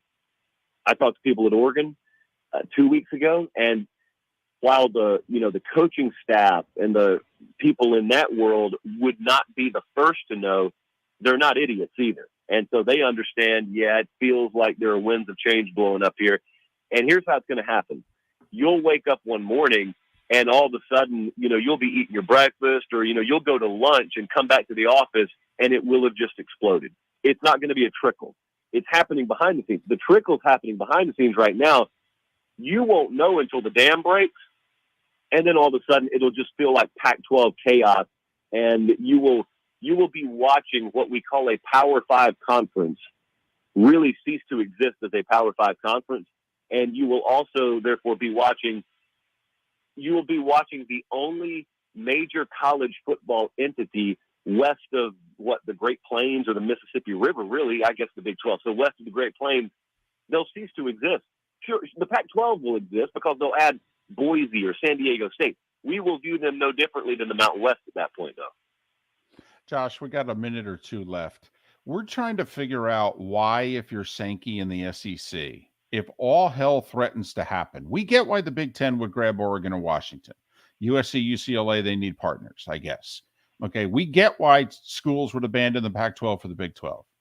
If you're the SEC, though, why do you need to grab even Florida State and Clemson? Can't you just hold tight at 16 and say we're not interested? I don't think they need to. I do think that there's a reality that people in that room may have to face if they watch the Big Ten make moves. So I think it'll be reactionary if the SEC does make any more of those moves. But I think the other moves will come. So here's where I'm very interested. The FSU inventory, the Clemson inventory that it would add to the scheduling profile would be valuable. Right now, there's a big fight happening behind the scenes with the SEC and their media partner, ESPN. They're trying to get more money out of ESPN to add that night conference game. And their argument is, we're giving you better inventory. We want more money for it. And ESPN saying, we've already given you $1.001 trillion. No, we're not giving you any more. Well, then the counter in the SEC league office has been, well, maybe if we didn't have so much Kentucky, Missouri, Vanderbilt baked in, and maybe we had a little more Clemson, Florida State, Virginia Tech baked in, then maybe they would rethink that. And here's the other part of that I don't think folks are realizing. There's always this assumption that if the SEC were to add Clemson or add Florida State or add Virginia Tech, that just goes 17, 18, 19. No one ever talks about kicking teams out of the conference. And that seems like a foreign concept because you haven't seen it happen in a long time. I've been told we're up against it. Assume it's off the table that you have disassociation with some of the weaker, less valuable brands in the future if you don't want to expand the overall number, but you do want to expand the quality of your conference. He's Josh Pate. Late Kick Live and the Late Kick Podcast is what he hosts. CBS Sports HQ, 24/7 Sports. Follow Josh on Twitter at Late Kick Josh. We think you're the best. Thanks for your time. Here for the Clutch Vodka Play of the Day. Mark, remember Nick Charles, Fred Hickman, the CNN Play of the Day? Yeah, CNN did a nightly sports show. That was a while ago. Yes, it was. Just work with me. Everyone liked the pod, the Play of the Day. So how about we have the Clutch Vodka Play of the Day? Sounds good. Fun. Smooth. Like Clutch Vodka. Listen weekday mornings for the Clutch Vodka Play of the Day. That's Clutch with a K. The waterways of Naples are a beauty to behold, and the Bayfront Inn has multiple ways for guests to enjoy the water and have some fun. Gather your family and friends and enjoy a leisurely day on the water with a pontoon or deck boat. If you prefer to explore the waterways without a motor, the Bayfront has canoes, standboards, and kayaks. At the end of your journey, enjoy lunch or dinner at the Bamboo Tropical Bar and Grill. The Bayfront Inn. something for everyone on 5th Avenue in Naples. Ladies and gentlemen, once again. Hi. Excuse me. Hey, the line starts back here. You're gonna have to go around again. If you had the opportunity to avoid all this, wouldn't you? Salt Live is the official transportation provider of the Miller and Moulton Morning Show, making your trip to and from the airport seamless and stress-free. Salt Live is supported with the help of local partners like the Bayfront Inn. Gather your family and friends and enjoy a leisurely day on the water with a pontoon or deck boat. If you prefer to explore the waterways without a motor, the Bayfront has canoes, standboards, and kayaks. At the end of your journey, enjoy lunch or dinner at the Bamboo Tropical Bar and Grill. The Bayfront Inn, something for everyone on 5th Avenue in downtown Naples. BayfrontInNaples.com. When you need a ride, book with Salt Live Transportation, 308-8686, or book on saltlivetransportation.com. David Moulton for Napa Auto Parts, and Napa Filters. Insist on Napa filters for your vehicles, or if you're a do-it-yourselfer, only buy Napa filters. Napa has a filter for almost anything on earth that moves, whether it's motorcycles, foreign and domestic cars, vans, SUVs, earth-moving equipment. You get the idea. Napa Auto Parts, Napa filters. Insist on them for your vehicles, or if you're do-it-yourselfer, only buy Napa filters. Hello, friends and family of Southwest Florida. Are you looking to tap into the electric vehicle market? Well, look no further, because we here at Southwest Florida Golf Carts have just what you need. E-bikes, golf carts, LSVs, scooters, and more. Come down and talk with one of our experienced sales reps, have a soda and a smile, and you could be cruising the streets in your new EV today. Stop by the store or visit our website at flgolfcarts.com and enter for a chance to win $100 off your next purchase by answering John's monthly sports question. You were listening to Miller and Moulton on the Florida Sports Network.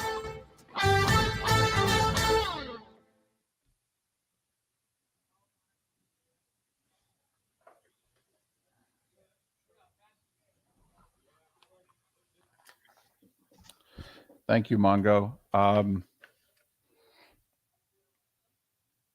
Johnny, when you say it will no longer be included, do you mean for free or no longer included? Probably for free. The Xfinity, if you have Xfinity cable, their ability to get to apps is really easy. Yes. Yes.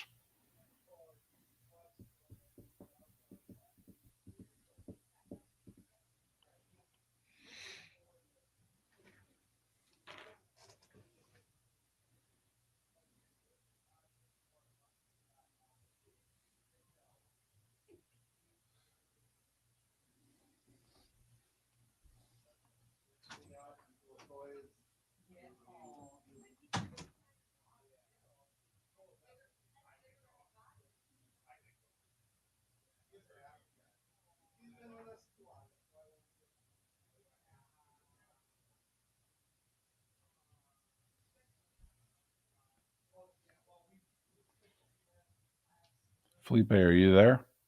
Yeah.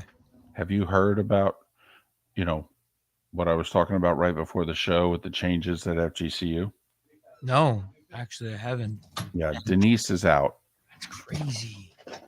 Well, she never should have been hired and should have been out 8 years ago. But I know. Also, they got rid of the SID. Basically, Wasson. Yeah. So basically, the university is going to be running the athletic department, at least the marketing part of it. And I have a feeling they're going to hire new people and inject some money to handle probably the broadcasting part of it. That is, I should talk to Jim. There's no sense right now. This is going to take a couple months to filter out. I mean, they don't have to do another broadcast till volleyball in late August. Sure. Yeah. And soccer. So they got 10 plus weeks to get crap together.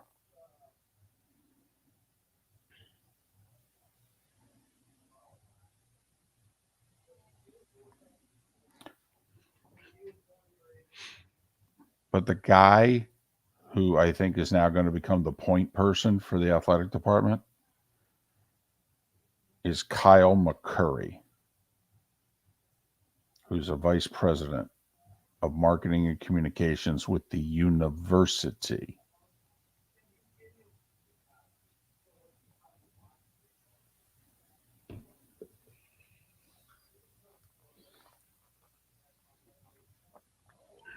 Thank you, Jax. We agree, for the record. Yeah, we've been saying it's dead for a while. Just a matter of time. In fact, I think there's a chance the conference goes away and it's just the Mountain 12 or Mountain West. By the way, you know that one-armed kid, the basketball phenomenon that was at St. Thomas? He's transferring to Austin P. Oh, wow. I'll be in the A-Sun. Yeah. So, where did he go again? Some school in Kentucky, I think. We're coming back.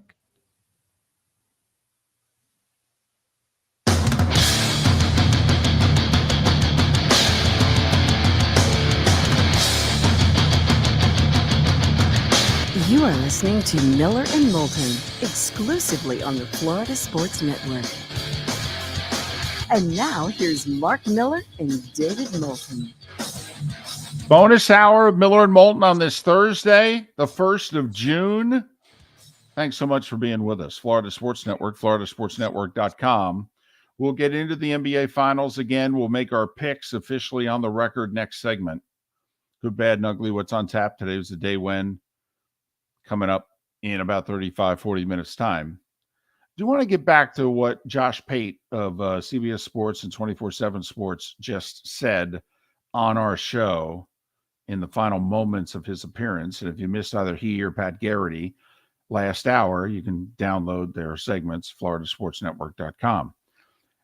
But he started talking, Mark, about basically, who's to say the SEC is going to have the same schools in their conference going forward? I mean, the first person I've ever heard on the record, so to speak, talk about kicking teams out of conferences. We've brought it up, but we're not dialed into talking to conference commissioners and the like and getting into those types of conversations. We've wondered out loud if at some point they would want to get rid of a school. We've wondered a lot if Missouri would want to get out of the SEC.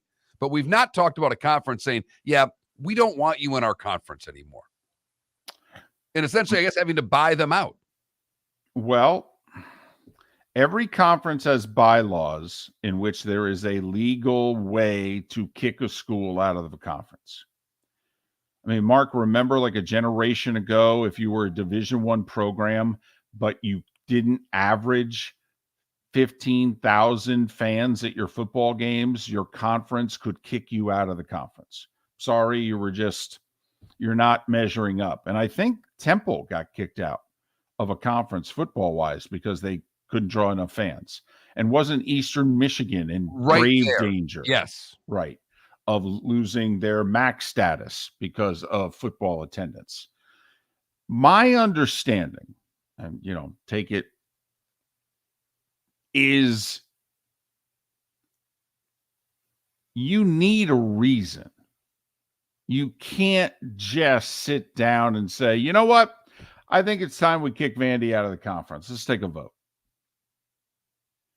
The other thing, Mark, is let's just say by some strange guidelines, that's all it takes. Remember, every conference has haves and have-nots. We were talking about it earlier that we thought with the SEC we could draw a line.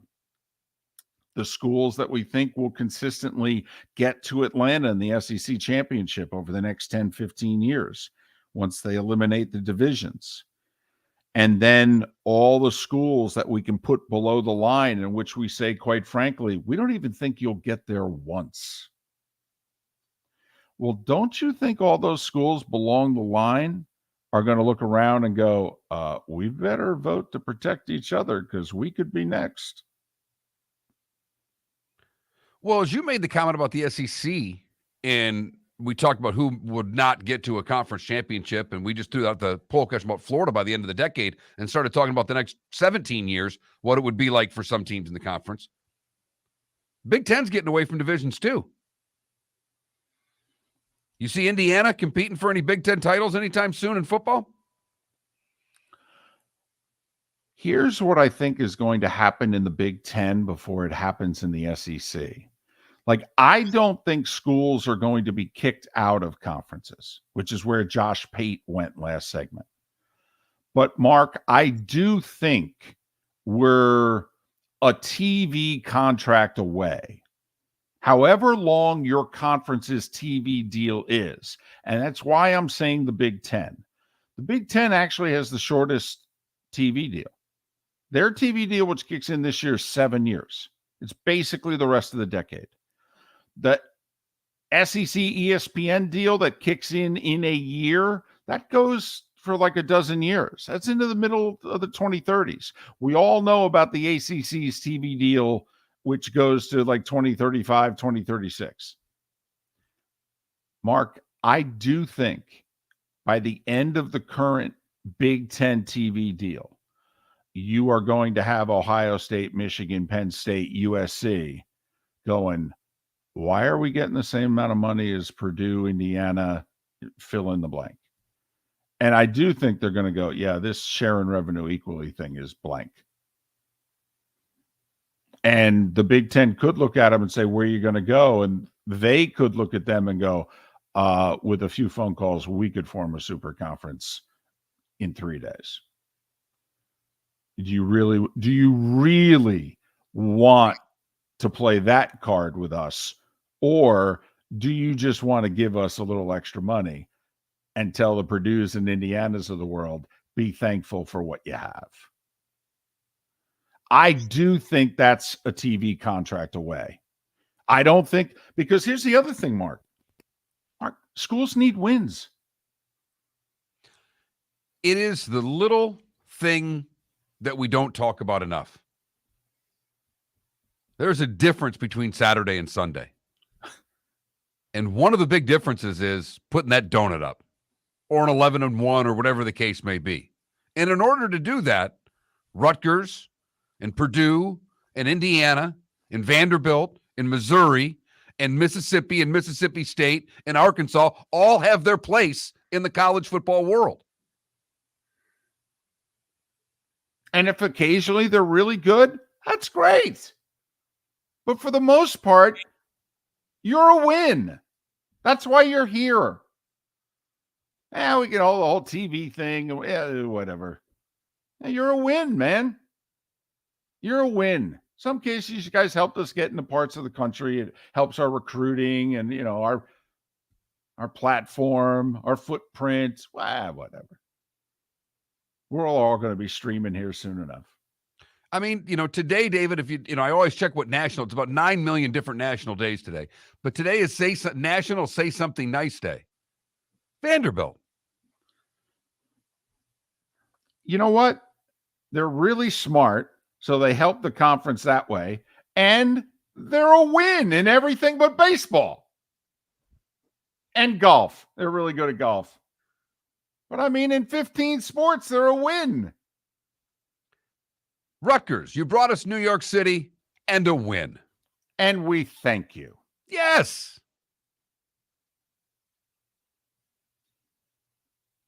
And as Matt says in the Twitch chat room, everybody needs someone to play for homecoming. Yes.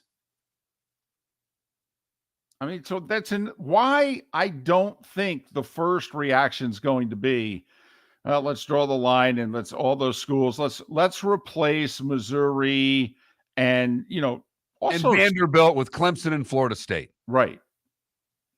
Yeah. Would they add more value to the conference? Sure, they would. Also make it harder in football. I mean, are you really trying to do that? As Mark said, this ain't the NFL, baby. So that's where I think, though, we're going next.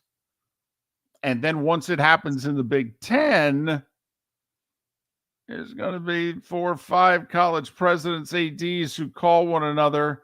We all know who those names are in the SEC, and they're going to go, so it's going to make us outcasts, but what do you say? Alabama, LSU, Georgia, Florida, maybe Tennessee, maybe, Oklahoma, Texas. Here's the thing. Florida is on the verge of no longer being national. My whole time in the SEC, Florida's been a national program. CBS has a choice, by the way. Their first college football game of the year in the SEC, week 3. South Carolina at Georgia, Tennessee at Florida. They're taking Georgia. We're taking South Carolina at Georgia. Yeah.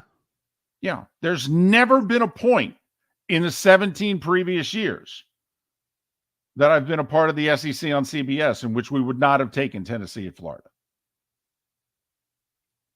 Just saying. Whenever this conversation gets had, which will probably be in about a dozen years, just make sure you're in the right area code. And Arch asks a very good question in the Twitch chat room. Doesn't the 12-team playoff make that 0 not a need? Yes, you're right. But to the fan base, we don't want college football to look like the NFL in terms of records. The Bucs go 8-9 this year, they might win a division. Florida goes 6-7, they want a new coach. Yeah. How's the college football playoff going to look if you're squeezing in an 8-4 team as the 12 seed? And we're not talking about the 6th best conference champion either. No, we're talking about like a Power 5 school that we're jamming in at 8-4. Please, we're going to have 2 lost teams, obviously, when we go to the 12-team playoff. We're going to have our first 2 lost teams in the playoff. The real question is going to be, and this is what is part of the argument in Destin. You've got SEC schools going, are you sure at 9-3 we'll get in? Greg, are you sure, even if we're the 4th best team in the SEC, which probably makes us one of the 10 best teams in the country, are you sure we're getting into the playoff at 9-3? Because if you want to schedule this way, we could be really good at 9-3. Or do we play the other schedule, and I guarantee to go no worse than 10-2. And I'll get in that damn playoff. Because we're only talking 6 at-larges here. And that could get amended if the Pac-12 goes away. It could.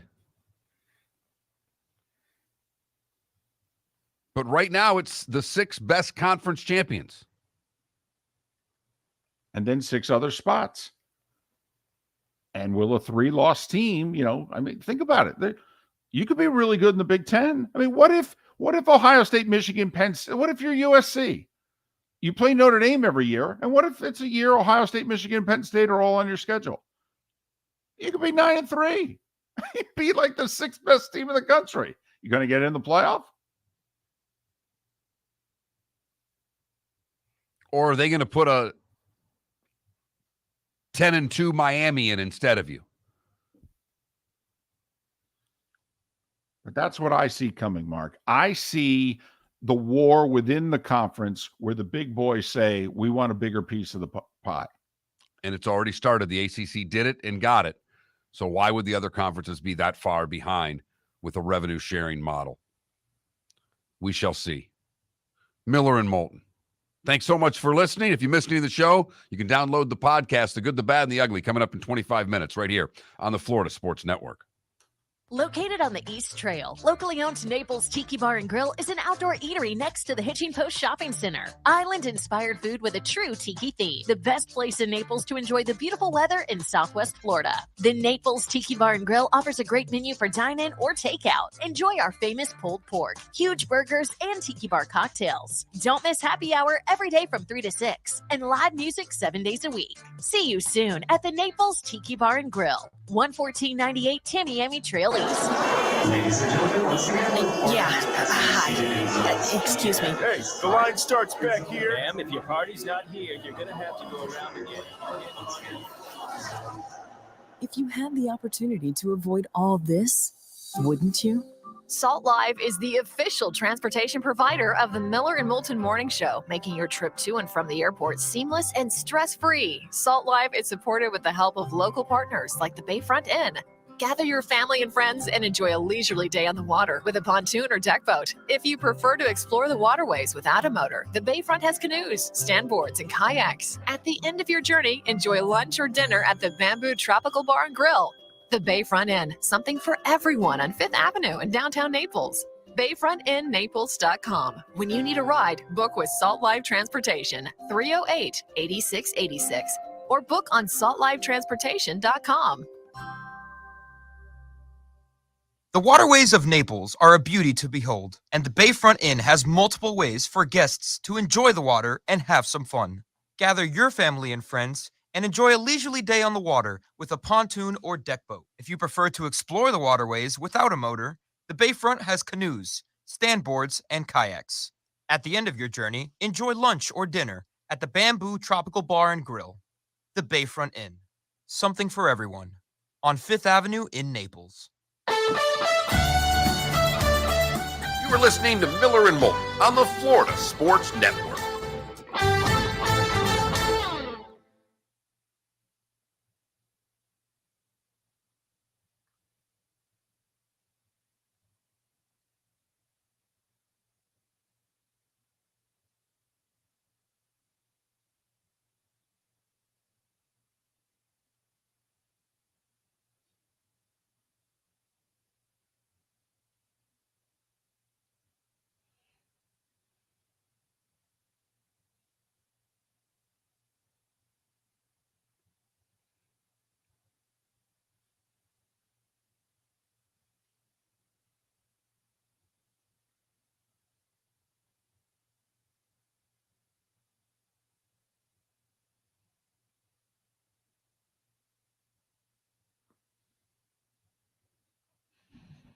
Daniel Wallach, 28 seconds. The Atching Network has an article about how much money Florida bettors would have won because they bet on the home teams, in these postseasons. But Wallach says the High Court might consider ruling on the case because it involves the question as to whether gambling sovereignty on the Native American lands applies to the digital landscape. Could we just get it over with, please? Well, weren't we supposed to have a ruling very early this year? That ruling hasn't come down, right? The second Florida appeal? No. And I'm not a subscriber to the Action Network, so I can't read these articles. I don't believe. Oh, I guess I can.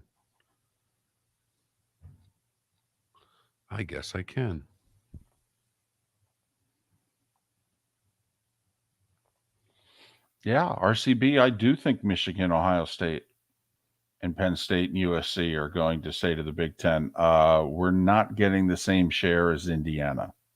Got it?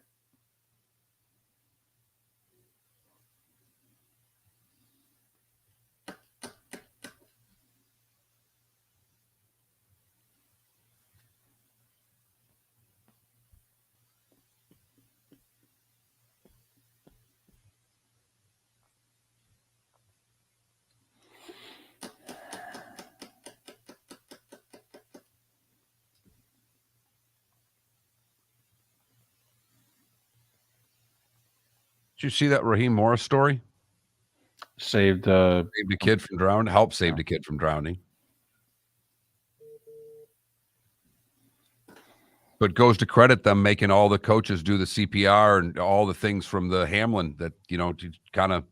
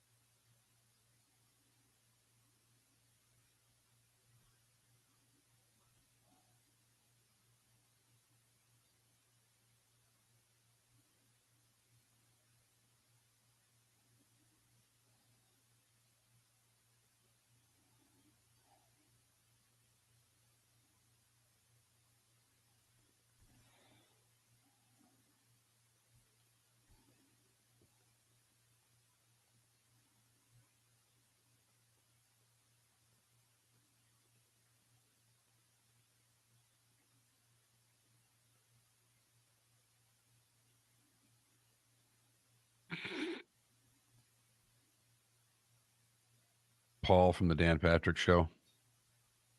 Says, let's whip up a movie on Pacino and De Niro, retired guys living in a townhome community in Florida, both in their 80s, young wives, both having kids. We just need a title.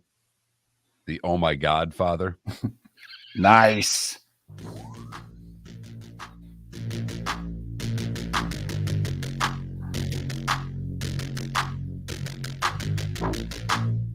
It's the bonus hour of Miller and Moulton on the Florida Sports Network. 21 minutes past the hour. Miller and Moulton, Florida Sports Network, floridasportsnetwork.com. All right. NBA Finals begin tonight. Heat, huge underdogs. 4-1 minimum.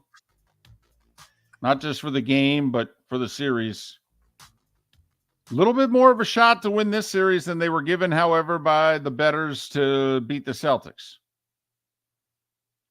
Heat, 6 road wins, including all 3 game ones on the road.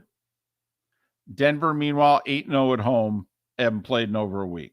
First trip to the finals. Heat obviously were there 3 years ago. Game 7 of the conference finals last year. Much of their team has more playoff experience. Mark, if they played this series 3 times, would the Heat win one of the series? I don't think so. Okay. I really don't. I think the length of Denver is going to be a problem for Miami. I don't think that the Struces of the world are going to continue to, and Caleb Martin can continue at this pace. I think Gordon will be a problem, guarding Butler. I think that's I think that'll be interesting how that works out. And I don't know how they stop the Joker. Other than that, I give Miami a hell of a shot.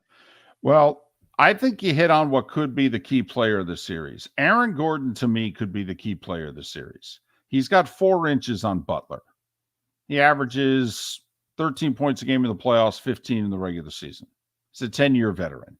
Him and Jimmy are basically contemporaries. And I do think when it's important, they're going to put Gordon on Butler. I do think they may, in the first 2-3 quarters, put a lot of Contavious Pope on him as well. But I do think in money time, they're going to put Gordon on Butler. And I think he's the 4th leading scorer for the Nuggets. And he'll probably be called upon, Mark, to be their shutdown defender. I think he's the key to the series for Denver. He has to have a really good series, much like, pick the guy that you think has to be the one for Miami, because obviously Butler and Bam have got to be Butler and Bam at their best, just like Denver's counting on Jokic and Murray to be their best. But if I'm Denver, even more than Michael Porter Jr. and Caldwell Pope, Aaron Gordon, to me, I think is a really key player in this series. Who's the key player from Miami who's not Butler or Bam? Caleb Martin. It's simple. I mean, he's got to continue on at a level that he's been playing. And I guess the other side of it is if Hero comes back in game 3, but how can you count on someone who hasn't played in a month and a half?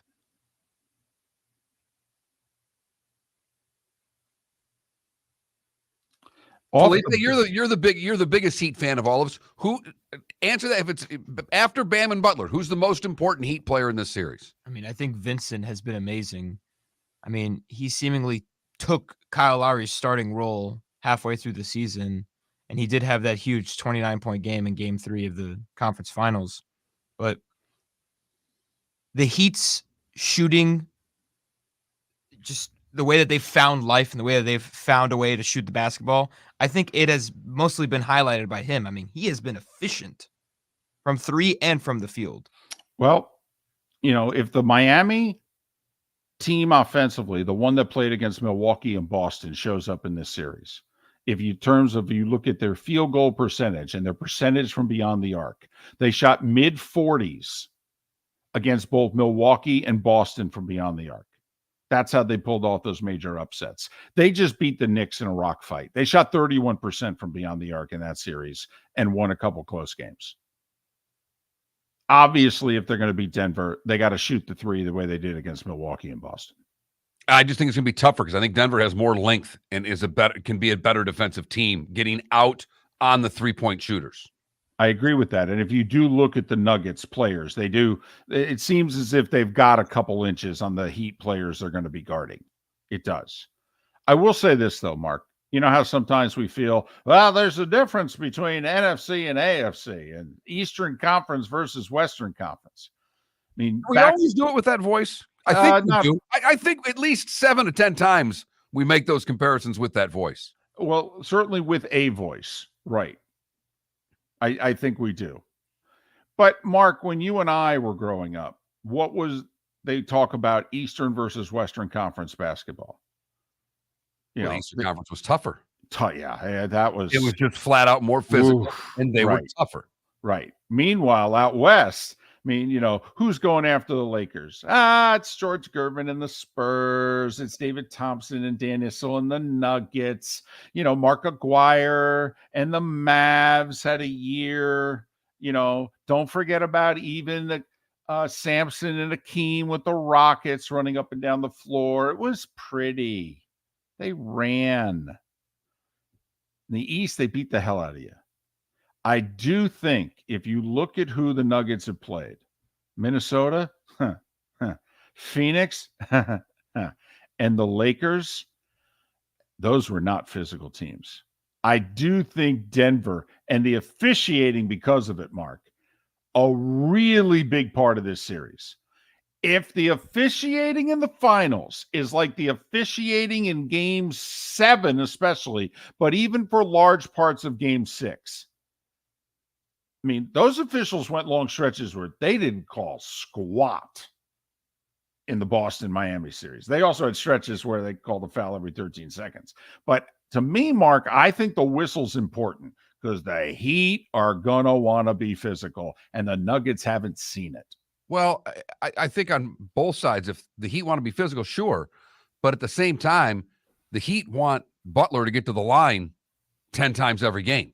I mean, it's a key part of their offense. Guy shoots 85+% from the line. So there's the other side of it offensively. If Jimmy Butler's driving and they're calling fouls, he gets to the line. It puts Gordon in foul trouble. Huge edge for Miami that way.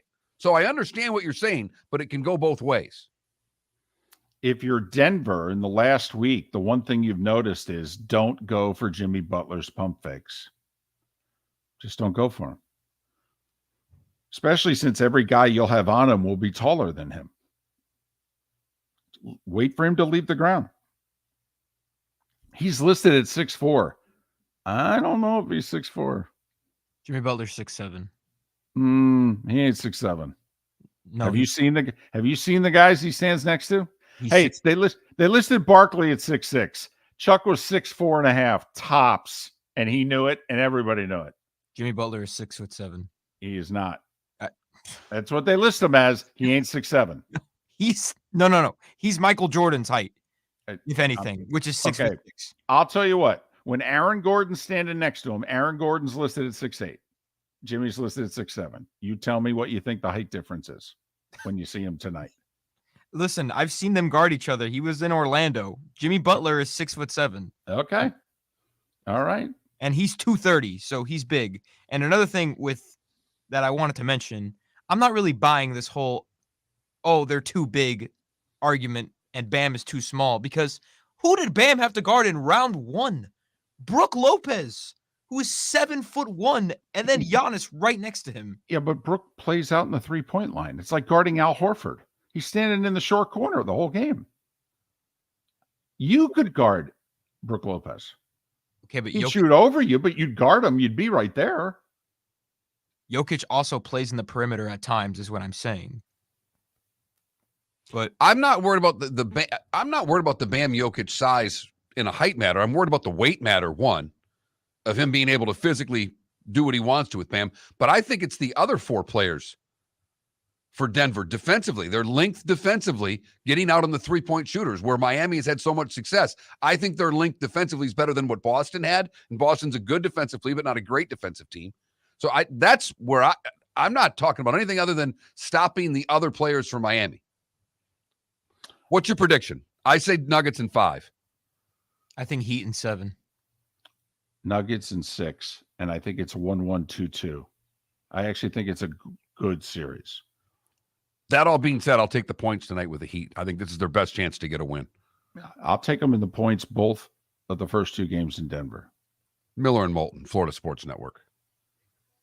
Napa Auto Parts and Napa Filters. Insist on Napa filters for your vehicles, or if you're a do-it-yourselfer, only buy Napa filters. Napa has a filter for almost anything on earth that moves, whether it's motorcycles, foreign and domestic cars, vans, SUVs, earth-moving equipment. You get the idea. Napa Auto Parts, Napa filters. Insist on them for your vehicles, or if you're a do-it-yourselfer, only buy Napa filters. Miller and Moulton here for the Clutch Vodka Play of the Day. Mark, remember Nick Charles, Fred Hickman, the CNN Play of the Day? Yeah, CNN did a nightly sports show. That was a while ago. Yes, it was. Just work with me. Everyone liked the pod, the Play of the Day. So how about we have the Clutch Vodka Play of the Day? Sounds good. Fun. Smooth. Like Clutch Vodka. Listen weekday mornings for the Clutch Vodka Play of the Day. That's Clutch with a K. Located on the East Trail, locally owned Naples Tiki Bar and Grill is an outdoor eatery next to the Hitching Post Shopping Center. Island-inspired food with a true tiki theme. The best place in Naples to enjoy the beautiful weather in Southwest Florida. The Naples Tiki Bar and Grill offers a great menu for dine-in or takeout. Enjoy our famous pulled pork, huge burgers, and tiki bar cocktails. Don't miss happy hour every day from 3 to 6 and live music 7 days a week. See you soon at the Naples Tiki Bar and Grill, 11498 Tamiami Trail East. The waterways of Naples are a beauty to behold, and the Bayfront Inn has multiple ways for guests to enjoy the water and have some fun. Gather your family and friends and enjoy a leisurely day on the water with a pontoon or deck boat. If you prefer to explore the waterways without a motor, the Bayfront has canoes, standboards, and kayaks. At the end of your journey, enjoy lunch or dinner at the Bamboo Tropical Bar and Grill. The Bayfront Inn.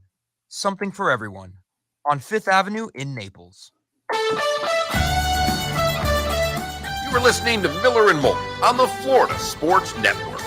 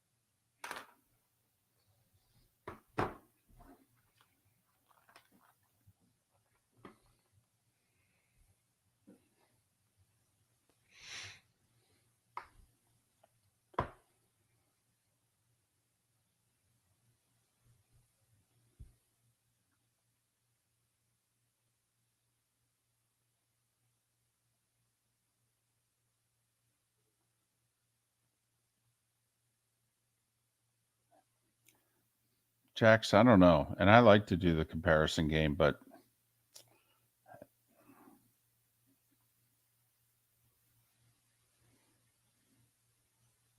it's just that Knicks team was so ugly. But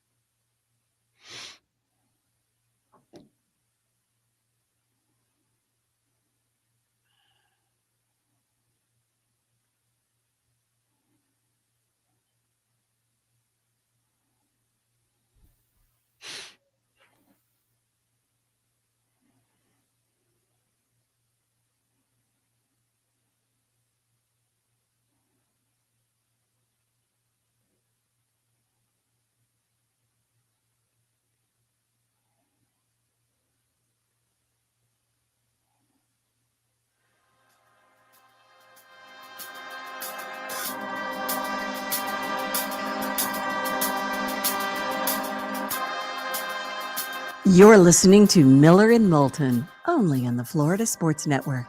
And now, here's Mark Miller and David Moulton. final segment of this first show of June. Thanks for being with us on this Thursday morning. Miller and Moulton, Florida Sports Network, floridasportsnetwork.com.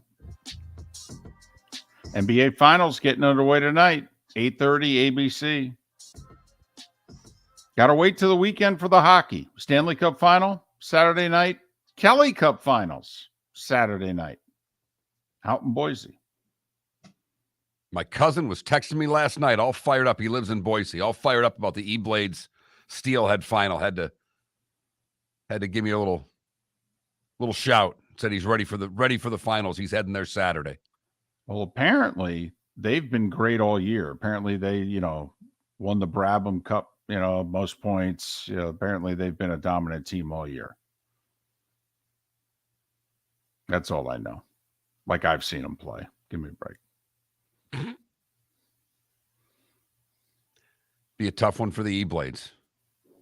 They've been marching through people in these playoffs. That's all I know is they've been destroying teams in the playoffs. Whooped up on Toledo in 5, but the E-Blades took down a Newfoundland team that they weren't supposed to beat either. No? They got a little Heat Panthers thing going. Well, not only that, they've got the Heat, because they have not had home ice in a single series, right? Yeah. Well, it's that year, baby.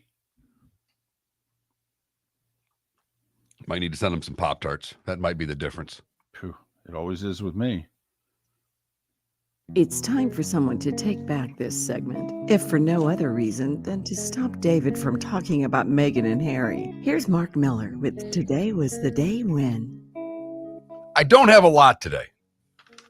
Partly because when I was doing this, I didn't have my glasses, and it made the computer screen really difficult to read. But we start in 1925.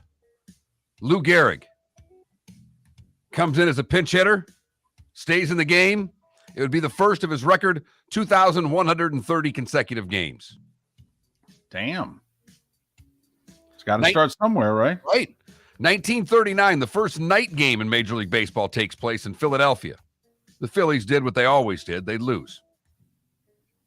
1961, the first time you heard FM multiplex stereo broadcasting. 67, the Beatles released Sgt. Pepper's Lonely Hearts Club Band. What'd you think of that one? I like Rubber Soul better, but it's good. I liked all the Beatles hippie music. I like the White Album. I like when they, I'm a huge Beatles fan, but I liked their transformative later years better than the early poppy stuff. 1968, Mrs. Robinson from The Graduate hits number 1. It would become the first rock song to win a Grammy for Record of the Year. To think that Mrs. Robinson was a rock song kind of cracks me up. I know. This is for you, David. Today in 1970, Bowie Kuhn reprimands Jim Bouton for writing the memoir Ball 4, reprimanded him. How do you think that reprimand went? Yeah, it's hysterical. Okay. Jim, we really don't like you airing the dirty laundry in a book. It's never been done before. Yeah, commissions. I think it's called the First Amendment. Yeah, but, unwritten rules, Jim. You don't talk about this stuff. I got Billy, Whitey, and Mickey running drunk on a hotel roof. What, I'm supposed to keep that to myself? Not supposed to write about that? 1973, Paul McCartney and Wings release Live and Let Die. Nolan Ryan throws his 4th no-no today in 75. He only pitched for 18 more years. I saw a stat today. He had more no-hitter games than games that he pitched with 0 walks. So he had less than 7 Yes. games with 0 walks. I saw a tweet with that on it, and I'm like, wow, that's outstanding. Well, think about it. He obviously never had a perfect game. No.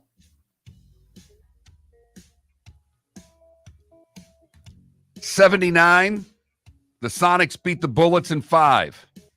Getting payback for losing in 7 on their home floor the year before. Today in 1980, for the first time, we saw the cable news network. I mean, it's so revolutionary. It's difficult to explain. If you think about it, ESPN had started August, September. I think it was August of 79. So here we are 9+ months later. Ted Turner, we're going to do news 24 hours. There was no laugh track loud enough and they ran long enough to respond to Ted Turner's press conference in February when he said we're going to do news 24/7. And now all we're asking for is for them to do news 24/7. Or even 7. Yeah, just some hours would be nice. Right. They got beat by Newsmax on Friday night. I don't want to say things are rough or anything. 92, the Penguins beat the Blackhawks for the Cup, 2nd consecutive title for Pittsburgh. That's a tough one for me, Mark. Rangers drought was at 52 years. They had a 2-1 lead in the second round against the Penguins. They had a 2-goal lead in Game 4, and Richter gave up an 80-footer to Ron Francis. Which, again, you and I have trouble understanding why my wife hates the Rangers. I know. All they've done is clobber the Rangers in the postseason. Until recently, until the last few years, when you first told me that, I'm like, how in the world should you hate the Rangers? They've never beaten the Penguins in the playoffs. We're not I think I said to you, we're not the Islanders. I get that she hates the Islanders. The Islanders always beat the Penguins. The Penguins always beat the Rangers. Brigham Young, Nelson Riddle, Marilyn Monroe, and Alan Amiche all would be celebrating birthdays today. Those that are, Pat Boone's 89. Think he's wearing black leather today? Morgan Freeman's 86. Indy driver Tom Sneva, 75. Paul Coffey, 62. Greg Schiano is 57. Derek Lowe and Heidi Klum are both 50. Alanis Morissette is 49. Santana Moss is 44. And Amy Schumer and Brandy Carlisle are both 42. Our buddy Derek Lowe's 50? D-Lo is 50. Happy birthday, D-Lo, if you're listening. I got one thing from today. Okay. And there's a little personal biases. So apparently Nissan is 89 years old today as a motor company. Does anybody remember what a Nissan used to be called? Back in the day, 60s, 70s, 80s, when they first were allowed to bring their cars over into the country and, all that. The Datsun? Yes, that's right. They were Datsun. And here's how that stuck in my head. Howard Cosell would do like a 4:30 in the afternoon, 10 or 15-minute sports report on the dominant radio station in the market at the time, WABC, 770 AM. Ruled the airwaves, Mark. And this sports report is brought to you by Datsun. Datsun, we are driven. And ever since I was growing up, I'm like, I got to own one of these. And my grandfather, of course, like your father, no, you're buying an American car. You shut up. You buy a Datsun. I'll kick you out of the family, the whole deal. And I would look right at him and go, but Grandpa, they are driven. So anyway. You've heard folks elsewhere mock Florida is gonna Florida. Well, Mark Miller sees it differently. He calls it the good, the bad, and the ugly. What you got, Mark? Well, kind of a little bit going from today was a day when into the good. It's a double because I didn't put into the birthdays. You wouldn't know, but my mom's 79 today. So that's part of our good today. Hey! Yeah. But she's not listening. So there's no real need to say much on the air to compliment my mother, who's a great lady. I love her dearly, and she's wonderful, and I will see her tonight for dinner. But I know for a fact that she doesn't listen to the show. Well, come on, Mom. Get with the program. Yeah. The bad is she doesn't listen to the show. But the good today is also Eliza Odom. She's a fifth grader in Cape Coral, and she was named AAA's School Safety Patroller of the Year out of 700,000 children that participate in the Safety Patrol program, 35,000 schools across the country. She was named Safety Patroller of the Year. Good for you, young lady. Yeah. I did the Safety Patrol. The only reason I did it is that they took you to a Tigers game every year. If you're on Safety Patrol, and you only could do it like in fifth grade, but I did it only for the trip to the Tigers game. You got one, AAA sponsored the one game, and all the Safety Patrol kids got to go to that one game. We did it for the same reason. Only we didn't go to a baseball game. We went to New York City and went to like different museums. That was the trip. For the bad, we go to Connecticut, where workers at Taste by Spellbound were loading cakes into a van for delivery when a black bear showed up, helped itself to 60 cupcakes before taking off. Bakery owner said she heard employee Maureen Williams screaming bloody murder, yelling there was a bear in the garage. Finally, the ugly. We go to upstate New York, where David, Faye the Swan is no more. What? In the village of Manalis. I believe I said that right. Famous for its swans, Faye was stolen over the weekend, along with 4 baby swans. The 4 baby swans were recovered,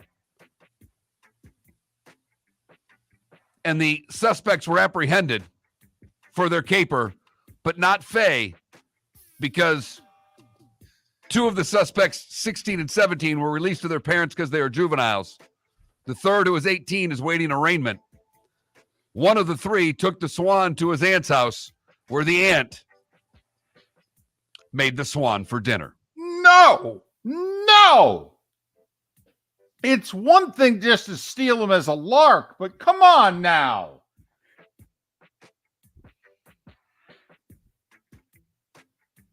That's not right.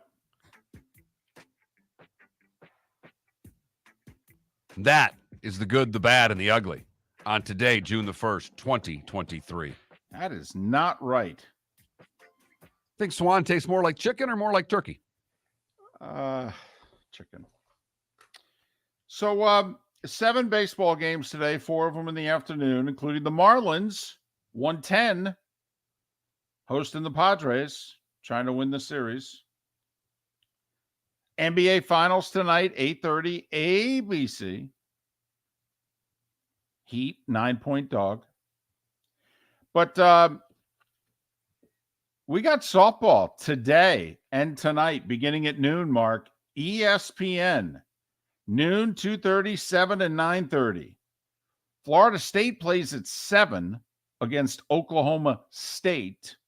That's important. Big difference. Big difference between Oklahoma and Oklahoma State. Right. Oklahoma One State's team the doesn't 6th seed. lose. Right. Oklahoma State's the 6th seed. Florida State happens to be the 3 seed. Oklahoma's the 1 seed. They're 58-1 with a 48-game winning streak. So softball on ESPN, noon, 2:30, 7 and 9:30. The Memorial's already underway. PGA Tour Live, you could watch it. ESPN Plus. Golf Channel live coverage 2 to 6. Did you see Jack's quote on Tuesday? No. I love it. You get to a certain age, He doesn't care. Nah, you just let it rip. I'm Jack Nicklaus. If it's a bad quote, they won't run it. They'll protect me. So Jack was asked about the LIV golfers, because Rahm had given his quote about, I think the LIV guys should be able to play the Ryder Cup. And Jack was asked, and he goes, I got to admit, I don't even consider like the LIV guys still in the game. Apparently, he has DirecTV and is not following them on the CW, David. I think that's fair to say. First of all, Jack's into tennis. Jack doesn't even play golf. When he has to show up to hit the ceremonial tee shot, he literally has to practice beforehand because he hasn't hit a shot in months. I'm taking the Nuggets in 5. David is taking the Nuggets in 6. Felipe is staying loyal. For the first time this postseason, he is picking the Heat. He is doing it in 7. Well, then now you got to bet hard the other way. Felipe, you should have gone down. You come on now. They're winning because you're picking against them. That's how you need to do it. You should be happy, Felipe. I've picked against the Heat in all 4 series. I even picked the Knicks in 7. I bet the Heat over the Knicks. Miller and Moulton. Have a great rest of your day. We'll do it all over again tomorrow morning at 6. Ladies and gentlemen, once again. Hi. Excuse me. Hey, the line starts back here. Ma'am, if your party's not here, you're gonna have to go around again. If you had the opportunity to avoid all this,